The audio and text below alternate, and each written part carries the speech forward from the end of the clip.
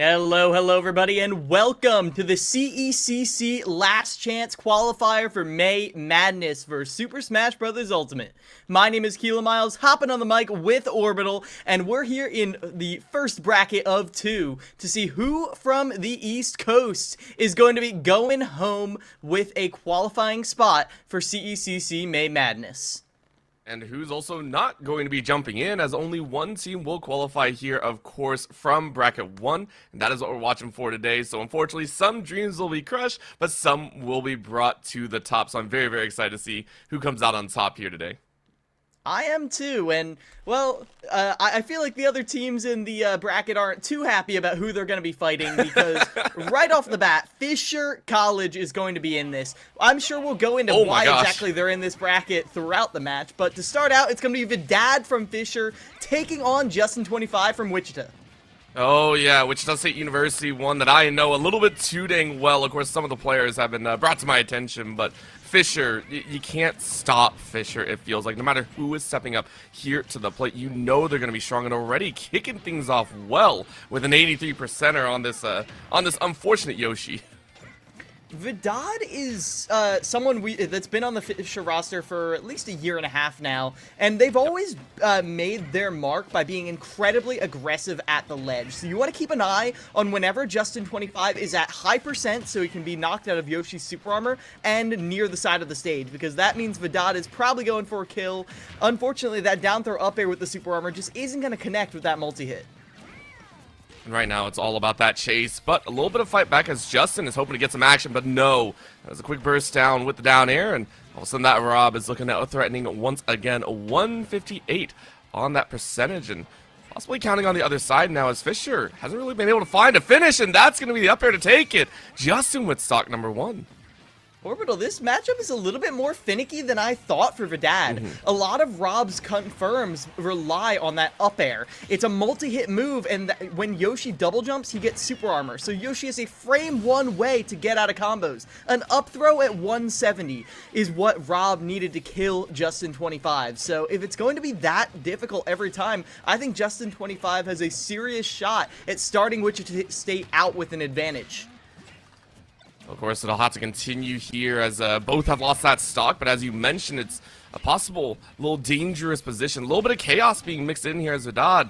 You're down about 40%, and it's only going to continue if you don't figure out exactly how Justin is playing here. Center controlled by this Yoshi, and you know Yoshis do love to get into the mix of their own, using their own gyro against this Rob, and all of a sudden Vidad is just like, hey, what else can I do? Laser out. Full charge, doesn't do any damage now. Gyro on the far end, though, and is collected by Vidad, but still no real damage coming down.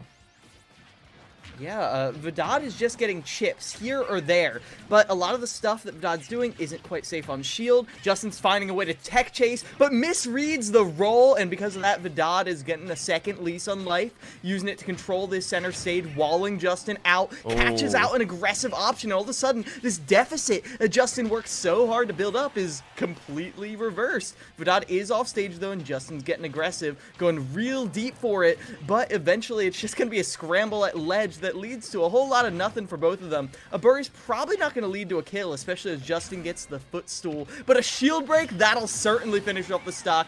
Justin and Wichita in the lead.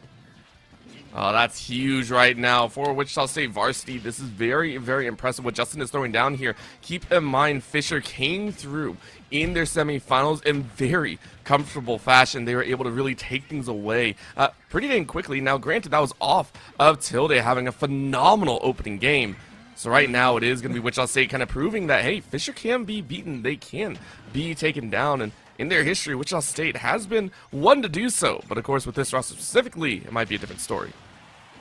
Yeah, I mean, Fisher, back when they used to fully and completely, like, have a Fisher A, Fisher B, Fisher Navy, Wichita State was one of the only teams ever to take a game off of one of those rosters. And I think Vidad might have actually been on that roster when it happened. So Wichita State, these players on it know they can beat Fisher, and Justin is playing really well around this opening pick. Rob is usually a really safe opening. But a nice little DBZ moment, both hit in the same direction, and Vidad gets the finisher in that aerial scramble.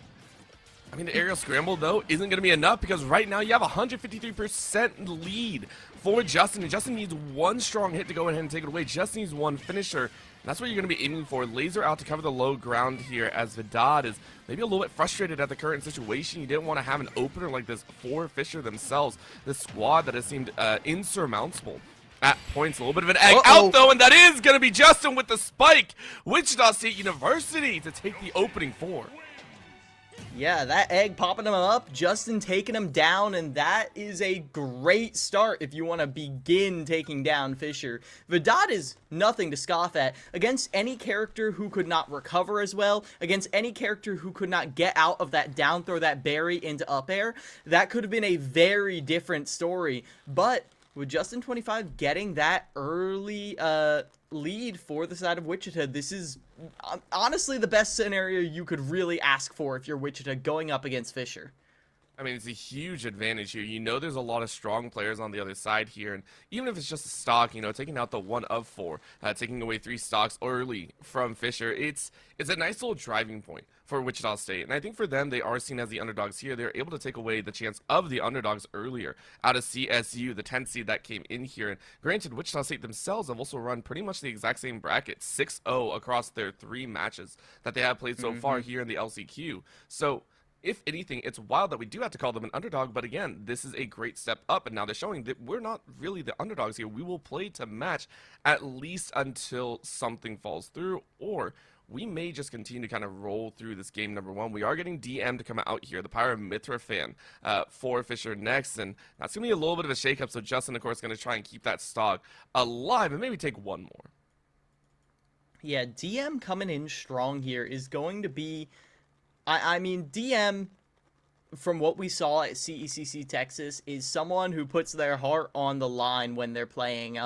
They were actually the last player on stage from Fisher during the grand finals, and it was a show. DM, obviously not in a clutch situation right now, but has shown that they have the ability to do so when push comes to shove. And they play a very fast-paced, aggressive style. I mean, obviously...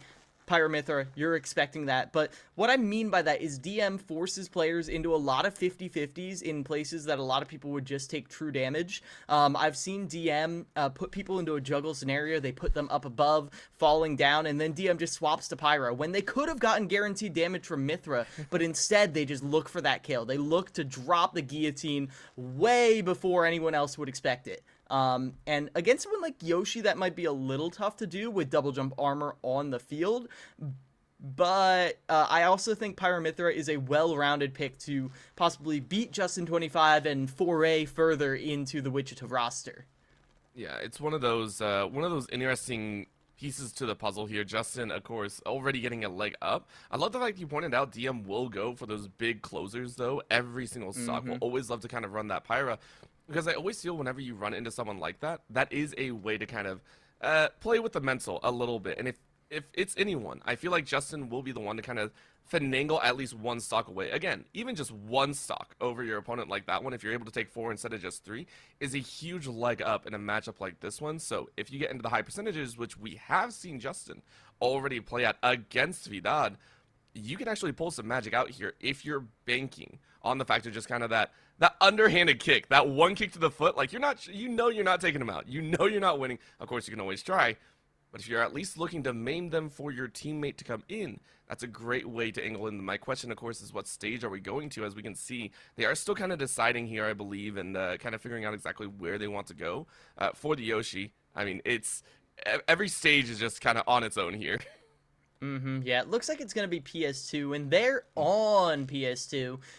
It's going to be DM who has to watch out for one little thing about Justin that we saw a lot in the Vidad match. You saw Justin go all the way into the blast zone, all the way off stage.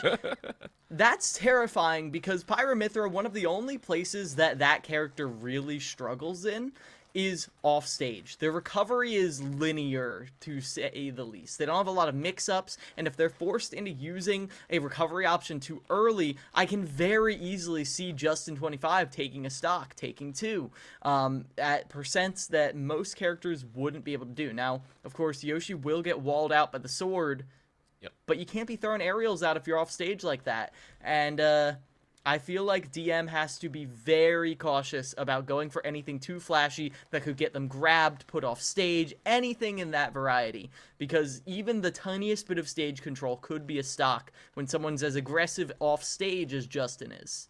Yeah, willing to play that full distance there. And I got to agree, this is going to be a whole different thing here as we are waiting to take a look here.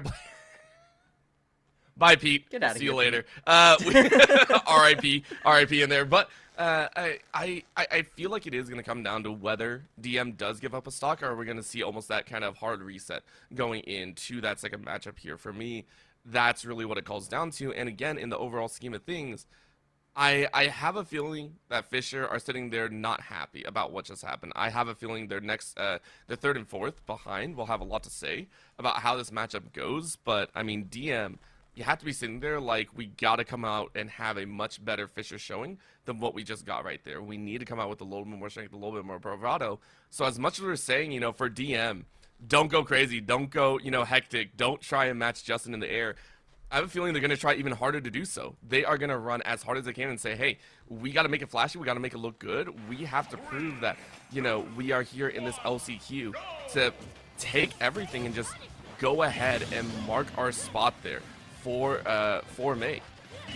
And you bring up a good point in that we talked about it a little bit before. This is the LCQ. Fisher did give up their qualifying spot that they already won in CECC East. Which means if Wichita gets an upset here, which as we're seeing is not impossible, that's a grand finals without Fisher.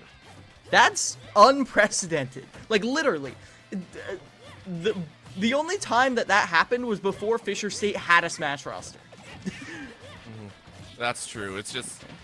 These are little things that we got to watch for and hopefully get to see some more of. Right now, we are diving in here as we can already see DM taking massive control of this stage. Already swapping out to the Pirates, trying to swing with that fire a little bit more in hand. And, I mean, it's almost immediate. Only 58 here, and that, again, seeing that shake-up all of a sudden. Justin getting a great angle, 75%. Not really in kill threat range, but enough to do some damage.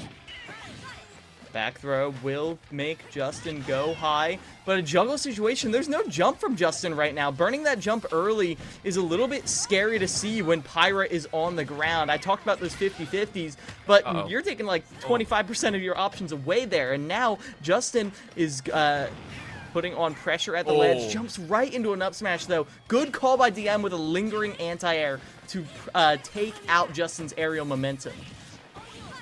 I mean, we're dancing inside of that threshold, though. Like Kilo Miles, we're in that threshold of 100 plus. We're in that threshold of anything can happen. And it is almost going to be the stock, but no, you're going to dance once again in that blast zone, in the edge of death.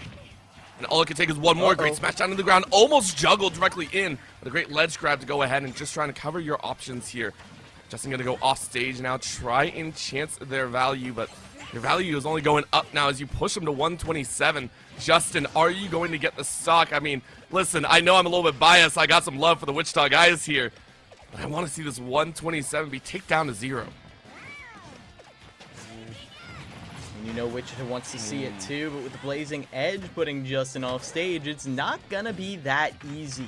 Goes in, forward tilt, not going to cut it. No kill throw on Yoshi, so it's got to be another edge guard situation. DM playing conservatively here, but a Prominence Revolt from the ledge will take it home. Justin was this close the entire time, but they're not going to close it out in the end. DM will take it home, and Wichita State will lose their one stock advantage, but they still have one advantage that they are afforded. By winning that first game, by Justin taking those 3 stocks, Wichita now has counter pick advantage. They can decide which of their 3 remaining players will go up against DM, and if that player takes down DM, then Wichita will keep that counter pick advantage all the way to the win. It's on DM to take back that lead and put Fisher ahead in tempo and let them be deciding who is playing what matchup. And that to me is going to be very, very telling. As you said, the counter pick can be huge. Pyra Mithra, I think, has some gaps in there. And of course, when we talk about DM, it's all about the flashiness. It's all about kind of closing out a stock in style. And DM did just that. I will give them credit. At 150 was playing on the edge, quite literally was just dancing on that edge guard and like, please, I'm gonna stay on the ledge and I'm gonna try and take the stock in the flashiest pillar that I could. And now for Wichita State, you sit there and go, okay, well, listen, Justin did their job. And as you said, the counter pick is good, but DM is looking to kind of take this over, and it is going to be a campaign to come up here. We had just gotten word Kazuya is going to be the mainstay, and if there is anyone that I think can put away a stock much better and at that higher percent, I feel it is a Kazuya. Everyone knows Kazuya has some great combos to come out here, has great finishers as well, raw damage to come out with single hits. DM has to be careful about this one as well. I mean, any character is dangerous outside of like a Little Mac, but Kazuya will be a very, very fun one to watch. Yeah, and it's a complete pace shift as well. Yoshi is the fastest character in the air, has the most aerial acceleration, can be here to there, quick as you can be in the air. Kazuya, on the other hand, doesn't quite have that same burst range, but is much more lethal on the ground. Kazuya's ground game is up close and personal, second to none. Pretty much no one outboxes Kazuya. And so you're kind of in a bit of a pickle. DM has to completely change the way they're going at this match. They have to be careful about throwing out aerials. They could get caught by an uppercut. One of Kazuya's, like, 5 different anti-airs. They have to be careful about landing anywhere in grab range or, you know, command grab range. It's one of those matches where if you play it perfectly, Kazuya will never lay a finger on you. Mithra will just run away from Kazuya, poke at them with the very edges of their disjoints. DM will never have a finger laid on them. The problem is it's kind of hard to be perfect, especially when you know if you mess up, you could be in for your entire stock. And DM's got to play around that. Got to play carefully, and we'll see how that plays out once Campaign gets in there. Somewhere in the back of my mind, I think it might be Campagni. But we can double check on that one. If that is Campagni, that is the most, like, Wichita thing to do, is to mess.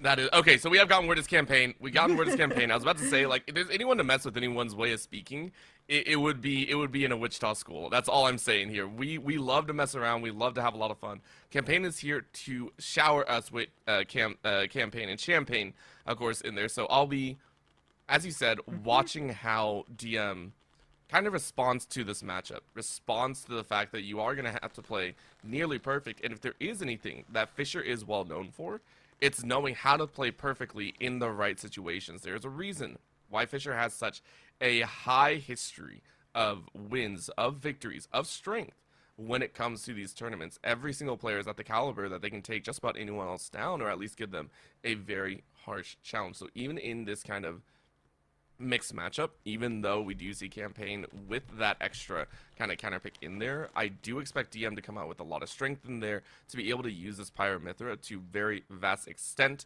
We are going to lock in here, and I'm curious what stage we're going to. We'll see it here on a screen very, very shortly. And if I would assume not PS2 again. If it is PS2, that'd be kind of wild, but I would okay, so Hollow Bastion, I like this a lot more for the Kazuya. Yeah, so this gives Kazuya a little home base to play around in the middle. I feel like DM definitely beats out in the aerial game, as you see right there, but this middle platform gives Campaign the opportunity to tech chase in the middle, which I think Kazuya gets a lot more from tech chases than DM does. But like I said, if DM plays perfectly, doesn't interact, then Campaign can't do anything. But once Campaign gets this grab, gets double electric, then it's going to be trouble. Even percent off of one mistake from DM. That's one of the crazy things that we're watching here. Again, it's going to be a battle, as you call, the air versus the ground game, if you're chasing, if you're not. We saw a little bit of a roll out earlier by DM as well to kind of try and stall out that combo, and it was read quite well by Campaign just too. And now that's going to be a grab, toss backwards. Not going to be the stock, though, as you can easily get back to stage. But covering the options here, floating back out, and it is going to be lifted back in 145 right now, and it's dangerous position as you go up and then immediate into the grab, and Campaign starts off with a rocking stock one. Fantastic opener from Campaign right there, and they're looking to keep it going, but with that frame one combo break, Aegis is back out to play. DM playing around this platform, but landing on top of it is also scary. Campaign can jump right up with a burst option. A double down air, though, won't quite finish the stock, but Rage Drive is online. Campaign just throwing kill moves out there, knowing that it might just work, because that's the thing about Kazuya. if someone messes up and you throw a move where they're not expecting, it might just work. The stock might just be gone. But fortunately, DM's got some moves of their own, and down air off the top corner will finish off Campaign's first stock. Of course, the problem is now you're met with a fresh stock Kazuya, and a fresh stock Kazuya is terrifying as that was an electric to stock. Are you kidding me? Campaign ripping one away and setting us at a full stock difference, 0-0, but the positions could not be more different. Ooh. DM, once again, playing careful. But that nice slide off right there from Campaign. One little detail that DM wasn't expecting, and that was an opening. Obviously, Campaign didn't get a huge combo off of that one, but it could have happened. DM playing very cautious, you can see, drifting back from these electrics. They know what the threat they're up against is. And even though they have the opportunity to hit and run, they run right into that collapse. And all of a sudden, it's DM putting on the pressure. Campaign is looking very lethal right now. What a fantastic counter pick from Wichita. Right now, I think Wichita have gotten that number. That counter pick is working out in an immaculate stance here, and all you need is one strong hit. Campaign cannot fall into the guise of, I just want to look at Messi, and it's a huge lead there. No mess, no silliness, all work. Kazuya, Campaign with a 2-stock lead. All right. Well, I gotta say, Fisher can't be feeling too pleased about this. No. They, you know, drop a stock lead in the beginning. It was a bad matchup. Yeah, that's not great. But now, not only does Campaign keep counterpick advantage for Wichita State, which means that until Fisher wins 2 games in a row, it's going to be Wichita State counterpicking every single match. But 2 stocks on Kazuya? That's a lot of stocks for Kazuya to have. That's a lot of mistakes you have to avoid making. Because not only is Kazuya very lethal, but he's also a tank. He's going to be living to 140 against most characters. A lot of characters find it difficult to challenge his recovery as well, especially online. Wichita State has quite a mighty win condition set up here if they can just keep up this pressure.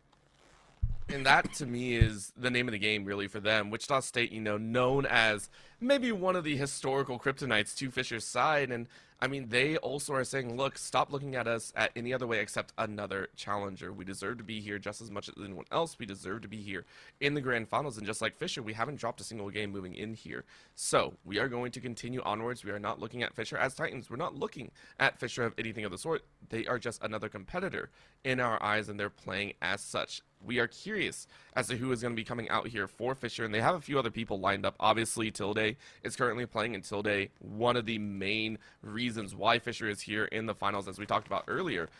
I'm curious if they're going to come out here as third, but no, they are going to run with Leviathan on this Wolf, which makes sense. Again, Wolf is another kind of heftier fight mechanic in here, can try and beef out against the Kazuya. Is it going to work? Don't get me wrong, I have no idea, but it is a beefier character in the lineup to be able to kind of almost brute force your way through these last 2.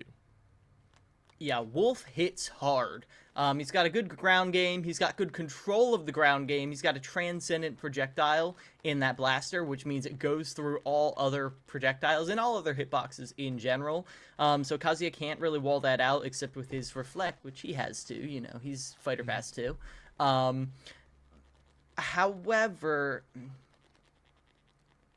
I'm gonna keep it straight with you, Orbital. I don't think this is a great matchup for Wolf, but it might be a good matchup for Leviathan. And that's the thing. A lot of the time, Kazuya is a character you run into a lot. He's good. He's got great buttons. Someone who's not as neutral sound can pick him up and do amazing things with their punish game, and so people have learned how to adapt to him, especially with Wolf being a fast faller. A change of pace in the combo game for the side of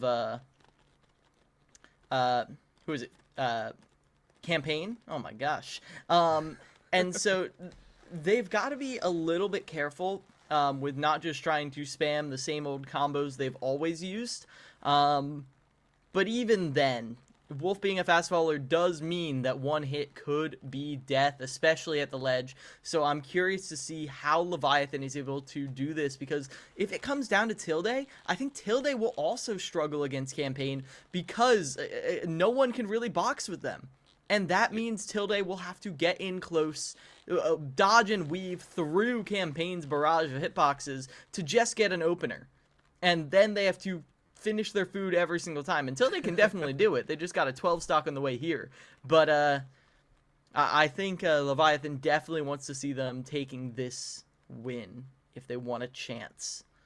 Yeah, the problem I think comes about with the fact that you're looking at all these players and you're saying, okay, yeah, Tilde is at the very end, but Tilde is also a Falco player, right? So it's in the same branch of the Wolf and the Fox and all that stuff. So I will add that's a double caveat. You know, Wolf is a heavy tanker. You know, Falco is more the vertical aerial, and then Fox is just fast as overall. But it's a world of danger, I think, right now. Fisher are starting to realize that they're in a precarious position, and you know, as we said, we give a lot of credit to Tilde, and we'll keep doing it. I know we have Leviathan up. I get that. I 100% get that.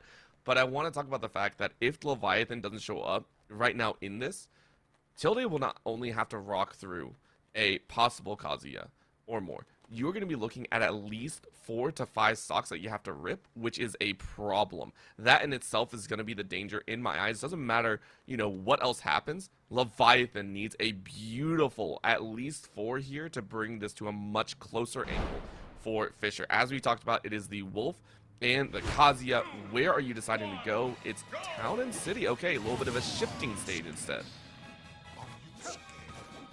And here on this shifty stage, we're going to be seeing Leviathan play the distance game, I feel like.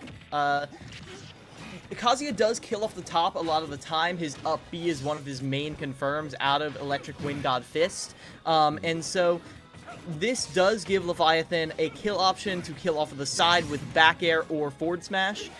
And it takes away one of the main kill confirms that they have. However, taking anyone to Town City is scary because there's no platforms. One Electric Wind God Fist is enough for a 0 to death because you really don't have defensive options.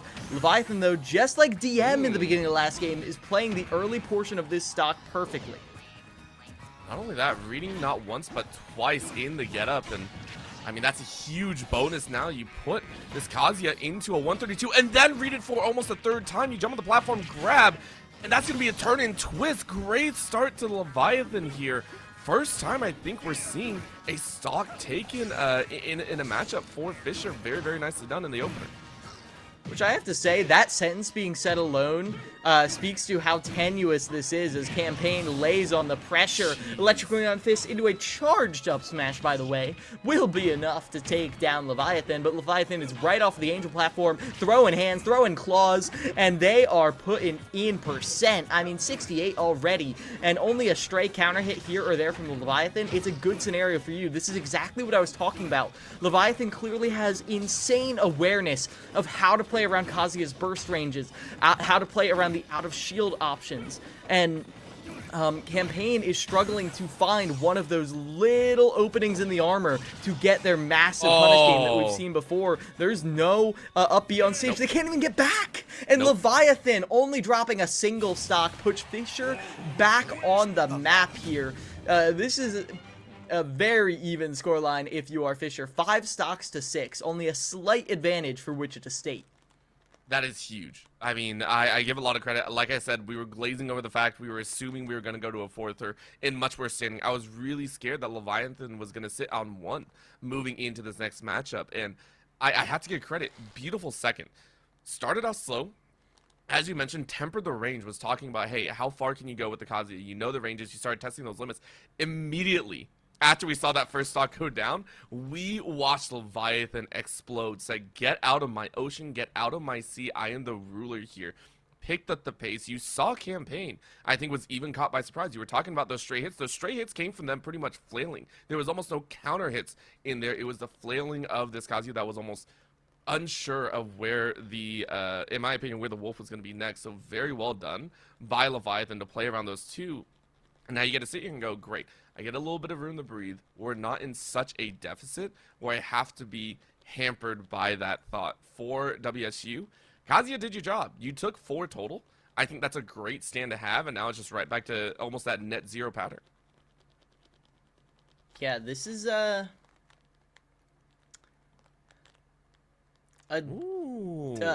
fork in the road for Wichita State. Obviously, they have to pick which player to go with, but this could be the last lead you will ever have against Fisher. And I say that not because I have no faith in Wichita, but because I've seen this before, Orbital. Yep. I've seen this show.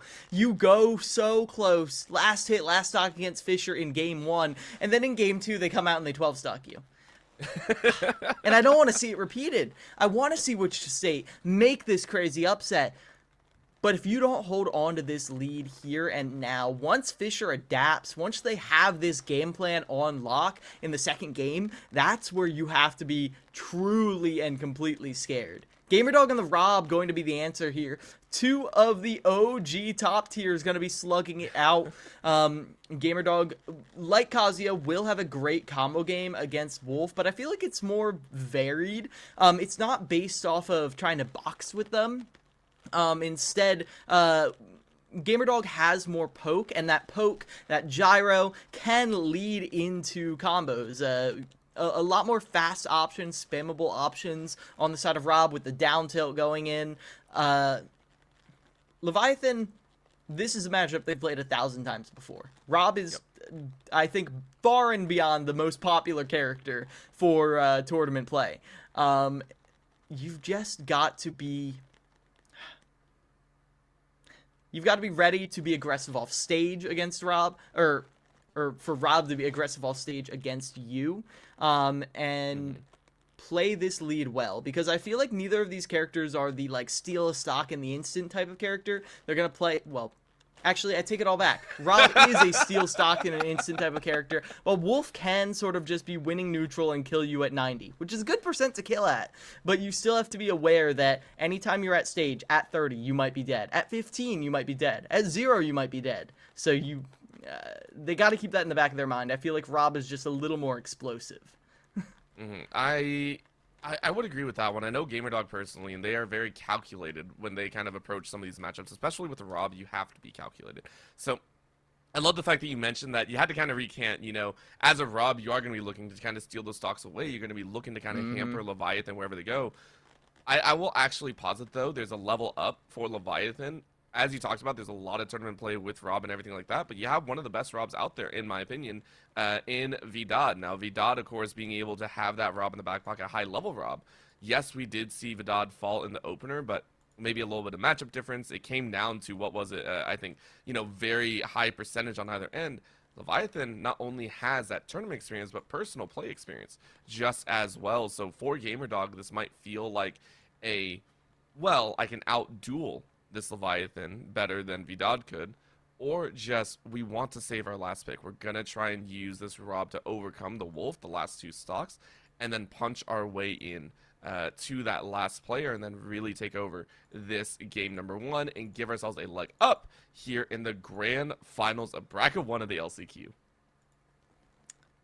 Yeah, Gamerdog just hopping into the arena now, and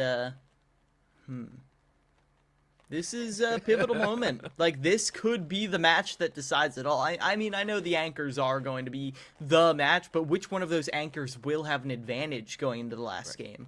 Which one will be counterpicked on stage or could be down a few stocks? This is the match where it's decided.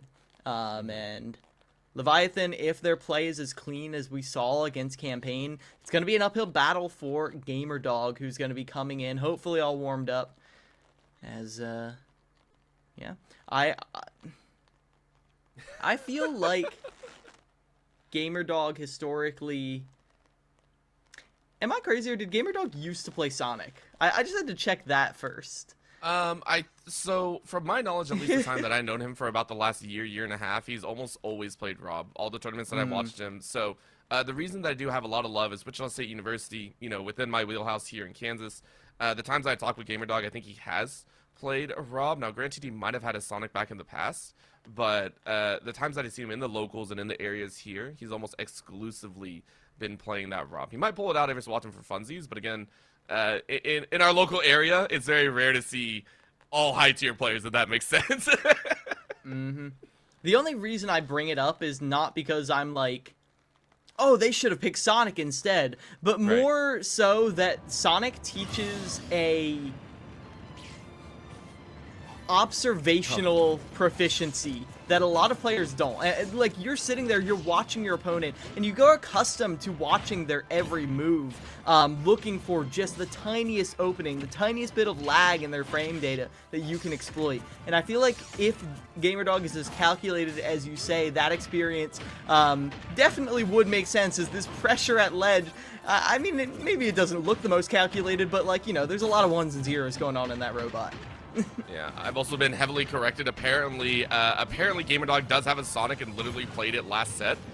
So I'm just a straight up liar. He just never showed me the Sonic, and I feel absolutely cheated by that factor. Already to start here, though, leaning very heavily into Leviathan, who, remember, is playing with the stock down, but it seems that it's barely hampering them at all. They've taken into the air very, very quickly and felt very, very comfortable with the current position. Yeah, they're playing careful under this platform, knowing that no aerials can fall through it. Have an anti-air on lock just in case, as Leviathan doing ring around of Rosie around the center platform, but will put GamerDog off stage. Now, GamerDog has a lot less to fear off stage than Leviathan does, but when you're coming down from the blast zone, that's where you do have to be scared. 145 on them. Shocked that Forward Tilt didn't just KO, if I'm being honest. But GamerDog mixing up the recovery, will get back on stage.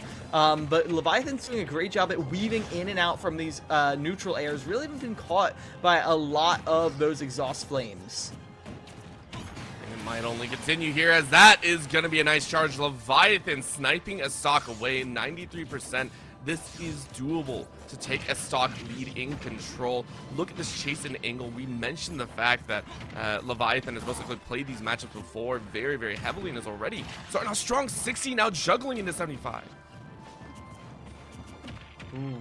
This is fantastic play from Leviathan if Fisher wants to take back this lead. Leviathan's not a player I've gotten to see on the Fisher roster all too often, but coming in, they're definitely making a case for them to be at CECC, for them to be one of these mainstays of the roster. Get a jab lock there. GamerDog will get a stock advantage off of it, but even so, Leviathan started with the stock down. And with a tech chase here at ledge, perhaps an edge guard at the very least, Leviathan is looking for another kill. They're looking for an even stock line.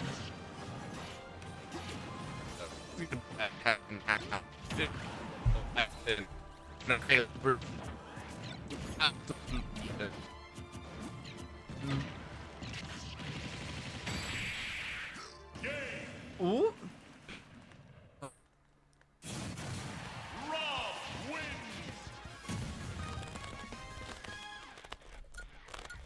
Yeah, this is looking to be a a bit of a slobber knocker for Fisher. Not only does Tilde have to take home one stock from GamerDog, who just showed that they don't drop him that easy, but then Tilde's got to take 3 from whoever the last player will be, who could be maybe Trajan on the Toon Link. Could be Azel on the Ness as well. But that's the problem. It all depends on what kind of lead GamerDog will give them right here, because GamerDog's already given Tilde a monumental lead in that they gave Tilde, or they gave their team, they gave Wichita State map pick advantage. So even if GamerDog doesn't take a single stock, even if they lose, it's still going to be them who gets the opportunity to choose the stage. However, it could be so much more than that. GamerDog could take a stock from Tilde, maybe 2 stocks. I mean, heck, maybe all 3 stocks. It's not likely, but stranger things have happened. And if Fisher is down 0-1 in the grand finals of the last chance qualifiers after they gave up their spot, this is going to be a roster of players that don't usually play together, put under more pressure than any Fisher roster has almost ever been put under.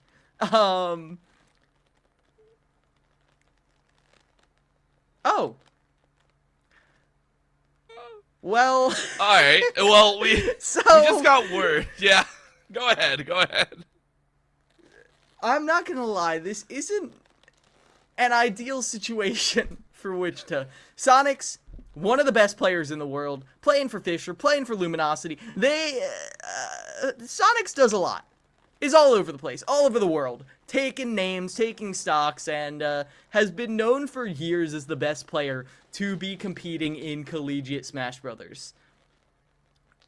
Sonic's 100%. rarely loses. We talked about how playing Sonic gives you this level of patience that you don't see in other characters. And I'm not just saying that because, haha, Sonic stalls. No, you have to sit there and wait for your opening. You have to watch their every move, know exactly how many frames that move is. And on this stage, does your spin dash have enough momentum to get across stage and give you a combo starter before their end lag is over? And Sonic's, I have to say, kind of like perfected that style of play.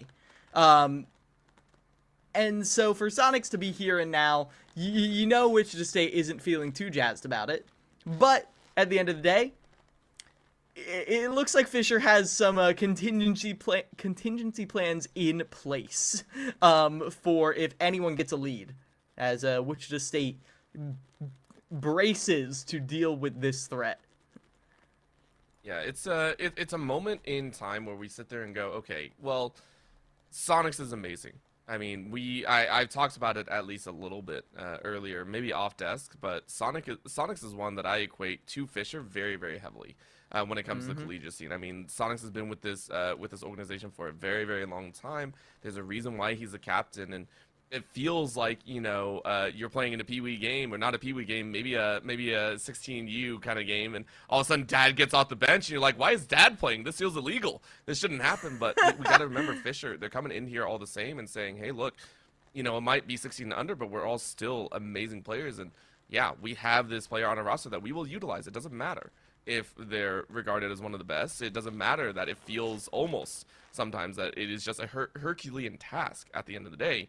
Sonic's is on the team for a reason, and they're going to play as such, so it makes me excited. Now, here's the deal. GamerDog has already done something that we thought very unlikely. Go ahead and take down Leviathan 2 stocks very quickly and give yourself a 2-stock advantage. This gives me a lot of hope that you can almost, in theory, sack 1 or 2 stocks, or sack 1 stock, get a stock back, and it allows a 3-2 going in. That is your best case scenario. And almost improbable would be taking 2 off of Sonic's and putting Sonic's into a 1-3. If there is any character, I would sit there and Rob could get away with some cheeky business if you could. But again, Sonic's has pretty much seen it all. So I mean, these situations are not exactly as probable as I'm making them out to be. Sometimes, though, like you said, it is improbable. It is possible. Ultimately, Sonic's is Sonic's in neutral.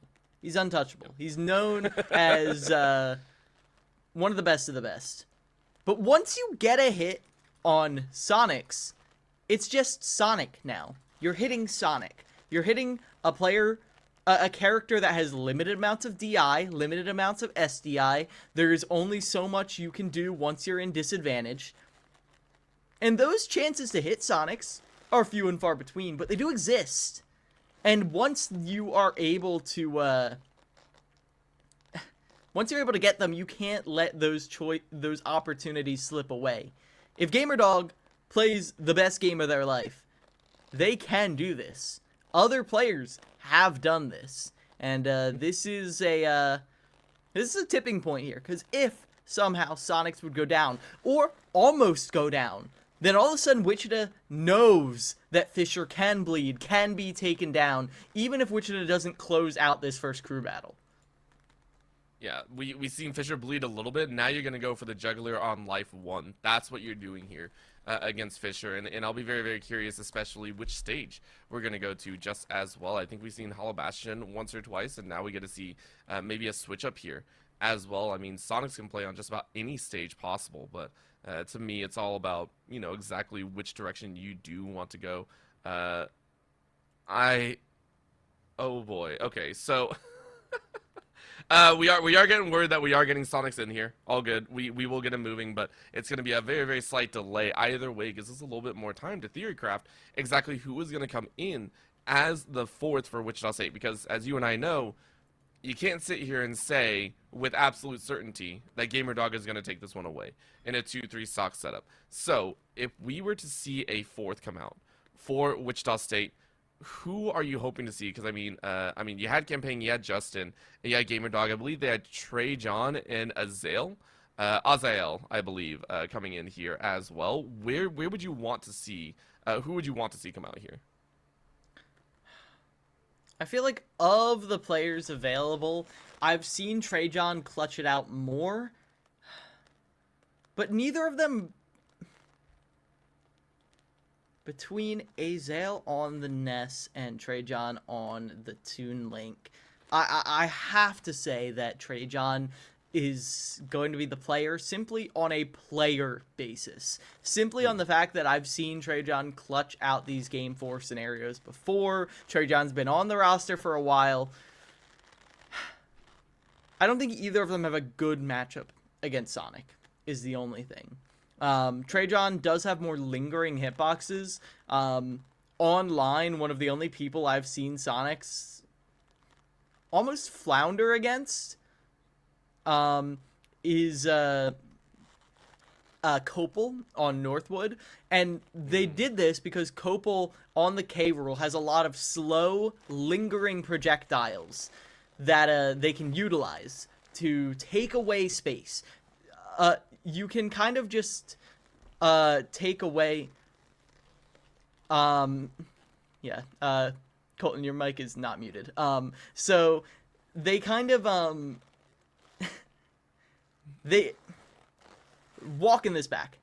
Trey John is going to want to be taking away all the avenues of attack. They want to use their slow bow and arrow to take away the horizontal avenue of approach. They want to use the boomerang to cover this diagonal angle. They want to throw the bomb up to cover the upwards angle. Take away these spaces. Because when you take away Sonic's mix-ups, all of a sudden, you have to deal with the fact that Sonics can come in from only two directions, and then you can cover that direction with an aerial of your own.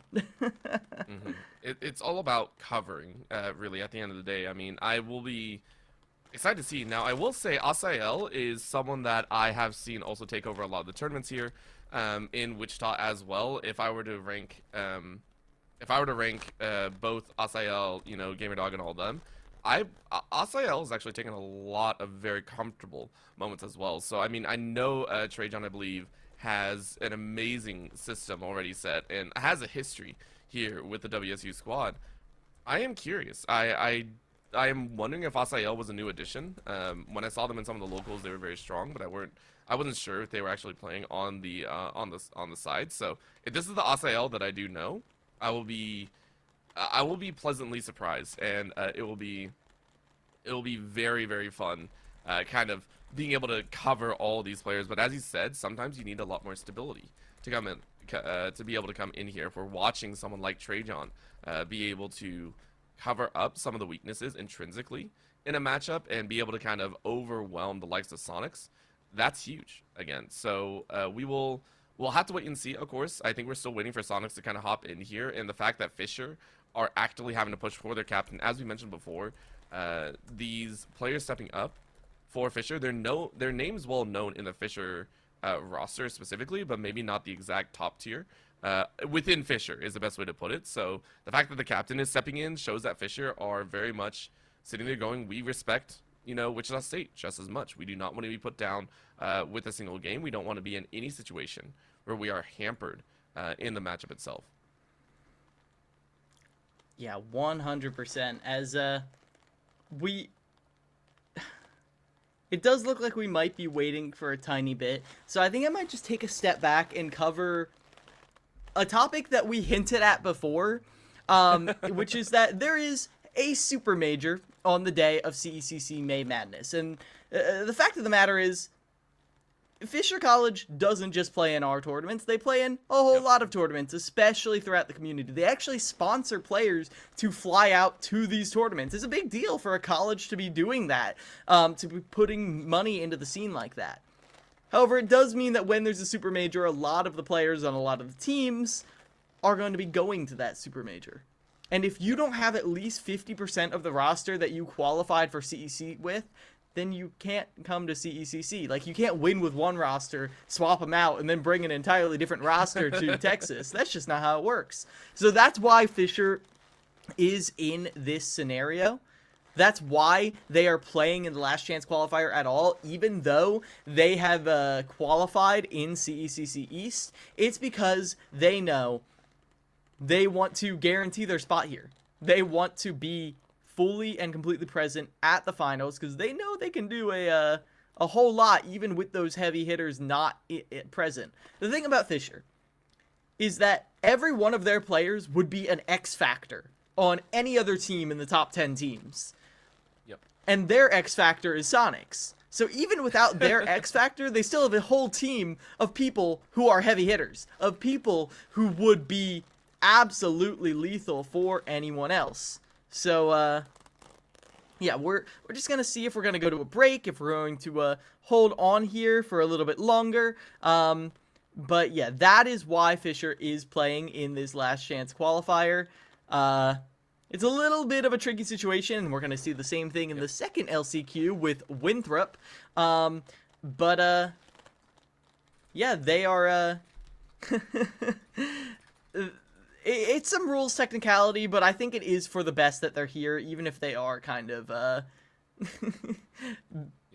being put up against some other random competition. I mean, we say random, and yet these are still names within the collegiate scene that we have seen before in the SSBU side. So I will lean into the fact that I think this is a very fair understanding. I mean, as you said, it's within the rules, and it's understandable. So to dive into it, I think Fisher are taking this in stride. Any team that understands that, you know, you can't go to the World Cup in soccer and then field a fresh set of talent that you basically got right before the tournament started. That's not how it works.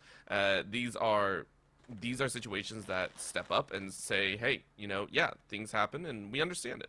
The fact that they are so accommodating, I think, is something that is also very, very impressive. For Fisher, you know, you sit there and go, we are wanting to be accommodating. We want to be available to these players that also have their individual careers to think about as well. Collegiate is just a step in the process, even though for some, it is that final step. It is a step for some of these great players that can come out in the collegiate scene and now playing on that major stage. You just mentioned someone like Sonics, who has already a storied history in SSBU, and they're here playing with the team.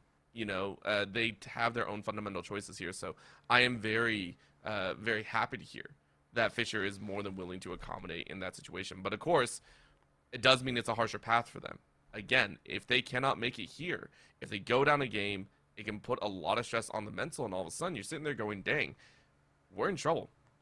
Things are having a lot of, you know, wrong steps here and there. And granted, starting out in a 1-0 deficit and then losing to the Kazuya a little bit later caused that two stock deficit, of course. But now we get to see a stance come up here that I am very, very excited. Once again, for me, Wichita State University, they have the exact same chance to step up and say, hey, look, we want to create another dynasty. It's a name floated around for quite some time. WSU has always had a very competent and very, I would say, very organized SSBU side of program. So I'm excited to see if they can step up here in the LCQ and even represent on the main stage. Yeah, like, either way this goes, there's gonna be a story. And that's kind of what we're talking about. If somehow Wichita comes in, clutches out, that makes them the dark horse of all dark horses going into May Madness. That makes them, well, literally an unprecedented team who they themselves are not power scaled very well, but based on who they've beaten, you have to put them incredibly high. Meanwhile, Fisher, if they go into this, they are the team that should, by all rights, be the unquestioned best in the world. And maybe they are. but they have to prove it under duress. They have to prove that they can stretch themselves thin like this. And really, how do I put this? It's tough to have your hand in every cookie jar at once. You know what I mean? Yep. It's tough to be sending players to Japan to compete in a tournament, to be sending players into this roster to play on this tournament, into this roster to play on this tournament, and then to still cover the qualifying matches, and to still have all your 50% of roster. There's a lot of different things here. Okay, it does look like we have Sonics in a lobby, so I think we're almost there. I think we're almost ready, so let's take it all the way back. It's GamerDog in the driver's seat for Wichita State. There are 5 stocks remaining for Wichita State, 2 of them on GamerDog. Meanwhile, only 3 stocks remain for Fisher College. 3 stocks remain before Fisher is down 0-1 in the grand final, so we'll see if that happens. Sonics on the field. It's time to play. Listen, pulled out of nowhere. It still takes at least 2 or 3 minutes, I'm sure, for Sonic to actually get somewhere. So Sonic's diving right on in, and we are set on PS2. Gotta love it. Of course, some people hate it and all that fun stuff, but I'm sitting here already ready to get started. As you said, in neutral, it is going to be Sonic's all day long. But the question, of course, to me is, you know, how is GamerDog going to take that 1 stock? Is it going to be 1? Is it going to be 2? Or is it going to be 0? How many are you going to get?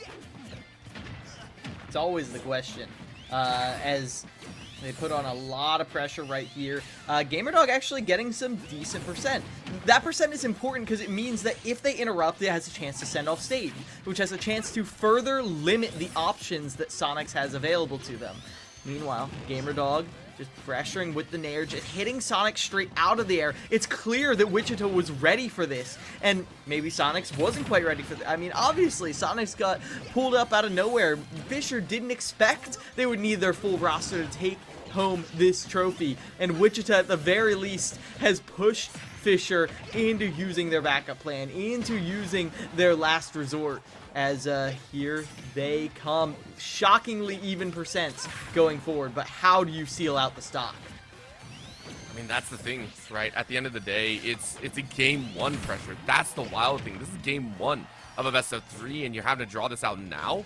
It's a rough point to be in, so that's what we're going to be watching for. Right now, it is going to be a little bit of footstool action, a little bit of a jumper pad to be used once or twice, but 159 on the counter here for GamerDog.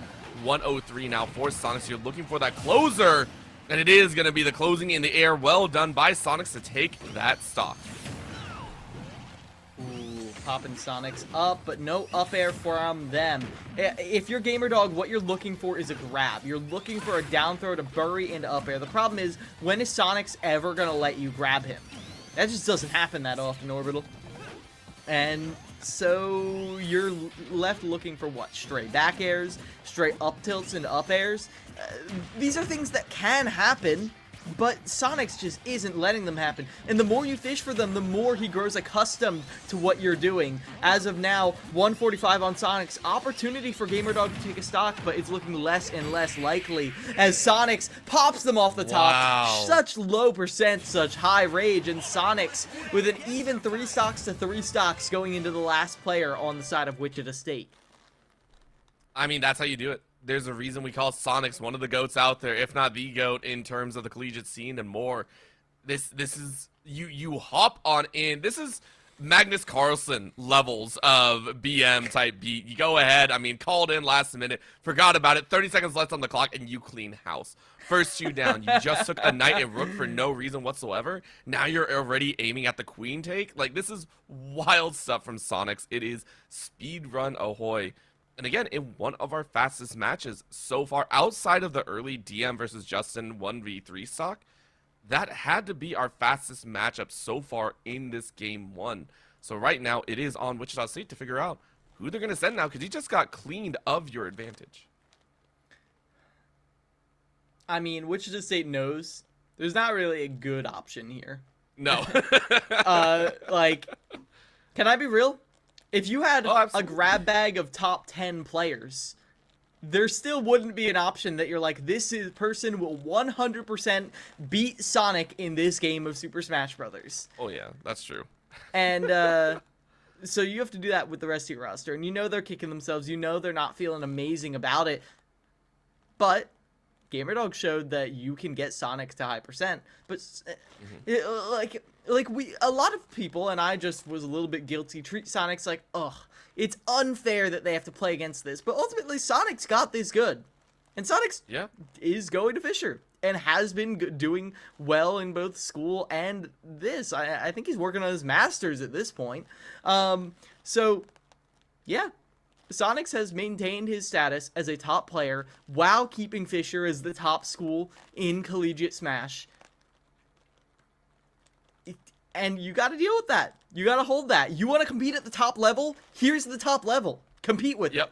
As Trajan is coming in to try to compete with it. I talked out a little bit in that sort of long and winding break in between when Sonics was announced and when he actually came in. But I feel like the game plan here is going to be taking away avenues of approach. Taking away that horizontal avenue with one of those slow cartoon arrows and approaching a little bit. Taking away the diagonal with that boomerang and then approaching a little bit, knowing that Sonics can only come from above and directly in front of you. By leveraging these in a offbeat rhythm, we might just be able to see Trajan take a game, but it would be very dicey. Like, I have to be honest with you, Wichita State fam out there. This is an uphill battle if I've ever seen one. No. It's not an uphill. This is up cliff. And I think everyone in Wichita knows it. We don't see cliffs very often out here, but we know a cliff when we do see one. That's what we got right now. Right back to PS2, and it is Trajan, as you mentioned, rocking out here and immediately almost getting punched out of this. No way! No way! 12-second stock. Yeah, it's an up cliff, and let's change that. It's free climbing. You're just free climbing right now. And the top's covered in fog. You don't know where it is. As Sonics just lays on the pressure at the ledge. Sonics might have gotten woken up to play in this match and is not looking too pleased about that. And unfortunately, it's Trajan who's taking the brunt of that, trying to cover their own landing with a bomb, but Sonics just uses a smoke screen to go right on through, trying to cover the avenue of approach, but the frame data just isn't there to wall out Sonic. Sonics doesn't have a reason to respect any of this, these hitboxes until Trajan actually shows any intention to convert off of them, and it's a 3-1 lead. It's less than a minute into the game, and it's not looking too pretty for the side of Wichita State. Nope. Wichita State, I mean, all we got to wheat out here. We've never seen, you know, a rager quite like this one, and right now, Sonics is on the cusp of saying, yo, Fisher, let's get it together.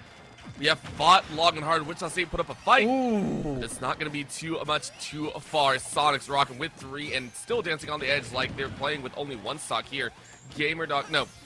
This is Trajan stepping up here, and I'm not sure they're going to be able to do too much. 98% right now. Yeah, now, just here in the last stock, it looks like Trajan has found their footing in the slightest amount. They're putting on some damage. They're blocking out avenues of approach, but it's not just too much. Sonic's just too aggressive off stage, too aggressive at ledge. But they don't have a jump. There's an opportunity here if I've ever seen one, and Trajan actually gets a stock. That's big. That's a BM stock. Come on, we call it what it is. That's a BM stock. It is, but they got the stock. Yeah. Like, that's more than most players who have ever fought Sonic in the collegiate scene can say. True. That's a statement that I am happy to make. But it's not enough. Wichita State, they gave themselves literally the best lead I think anyone has had over Fisher going into that last game. But Fisher always has backup plans, always has contingencies, and they proved it right here and now.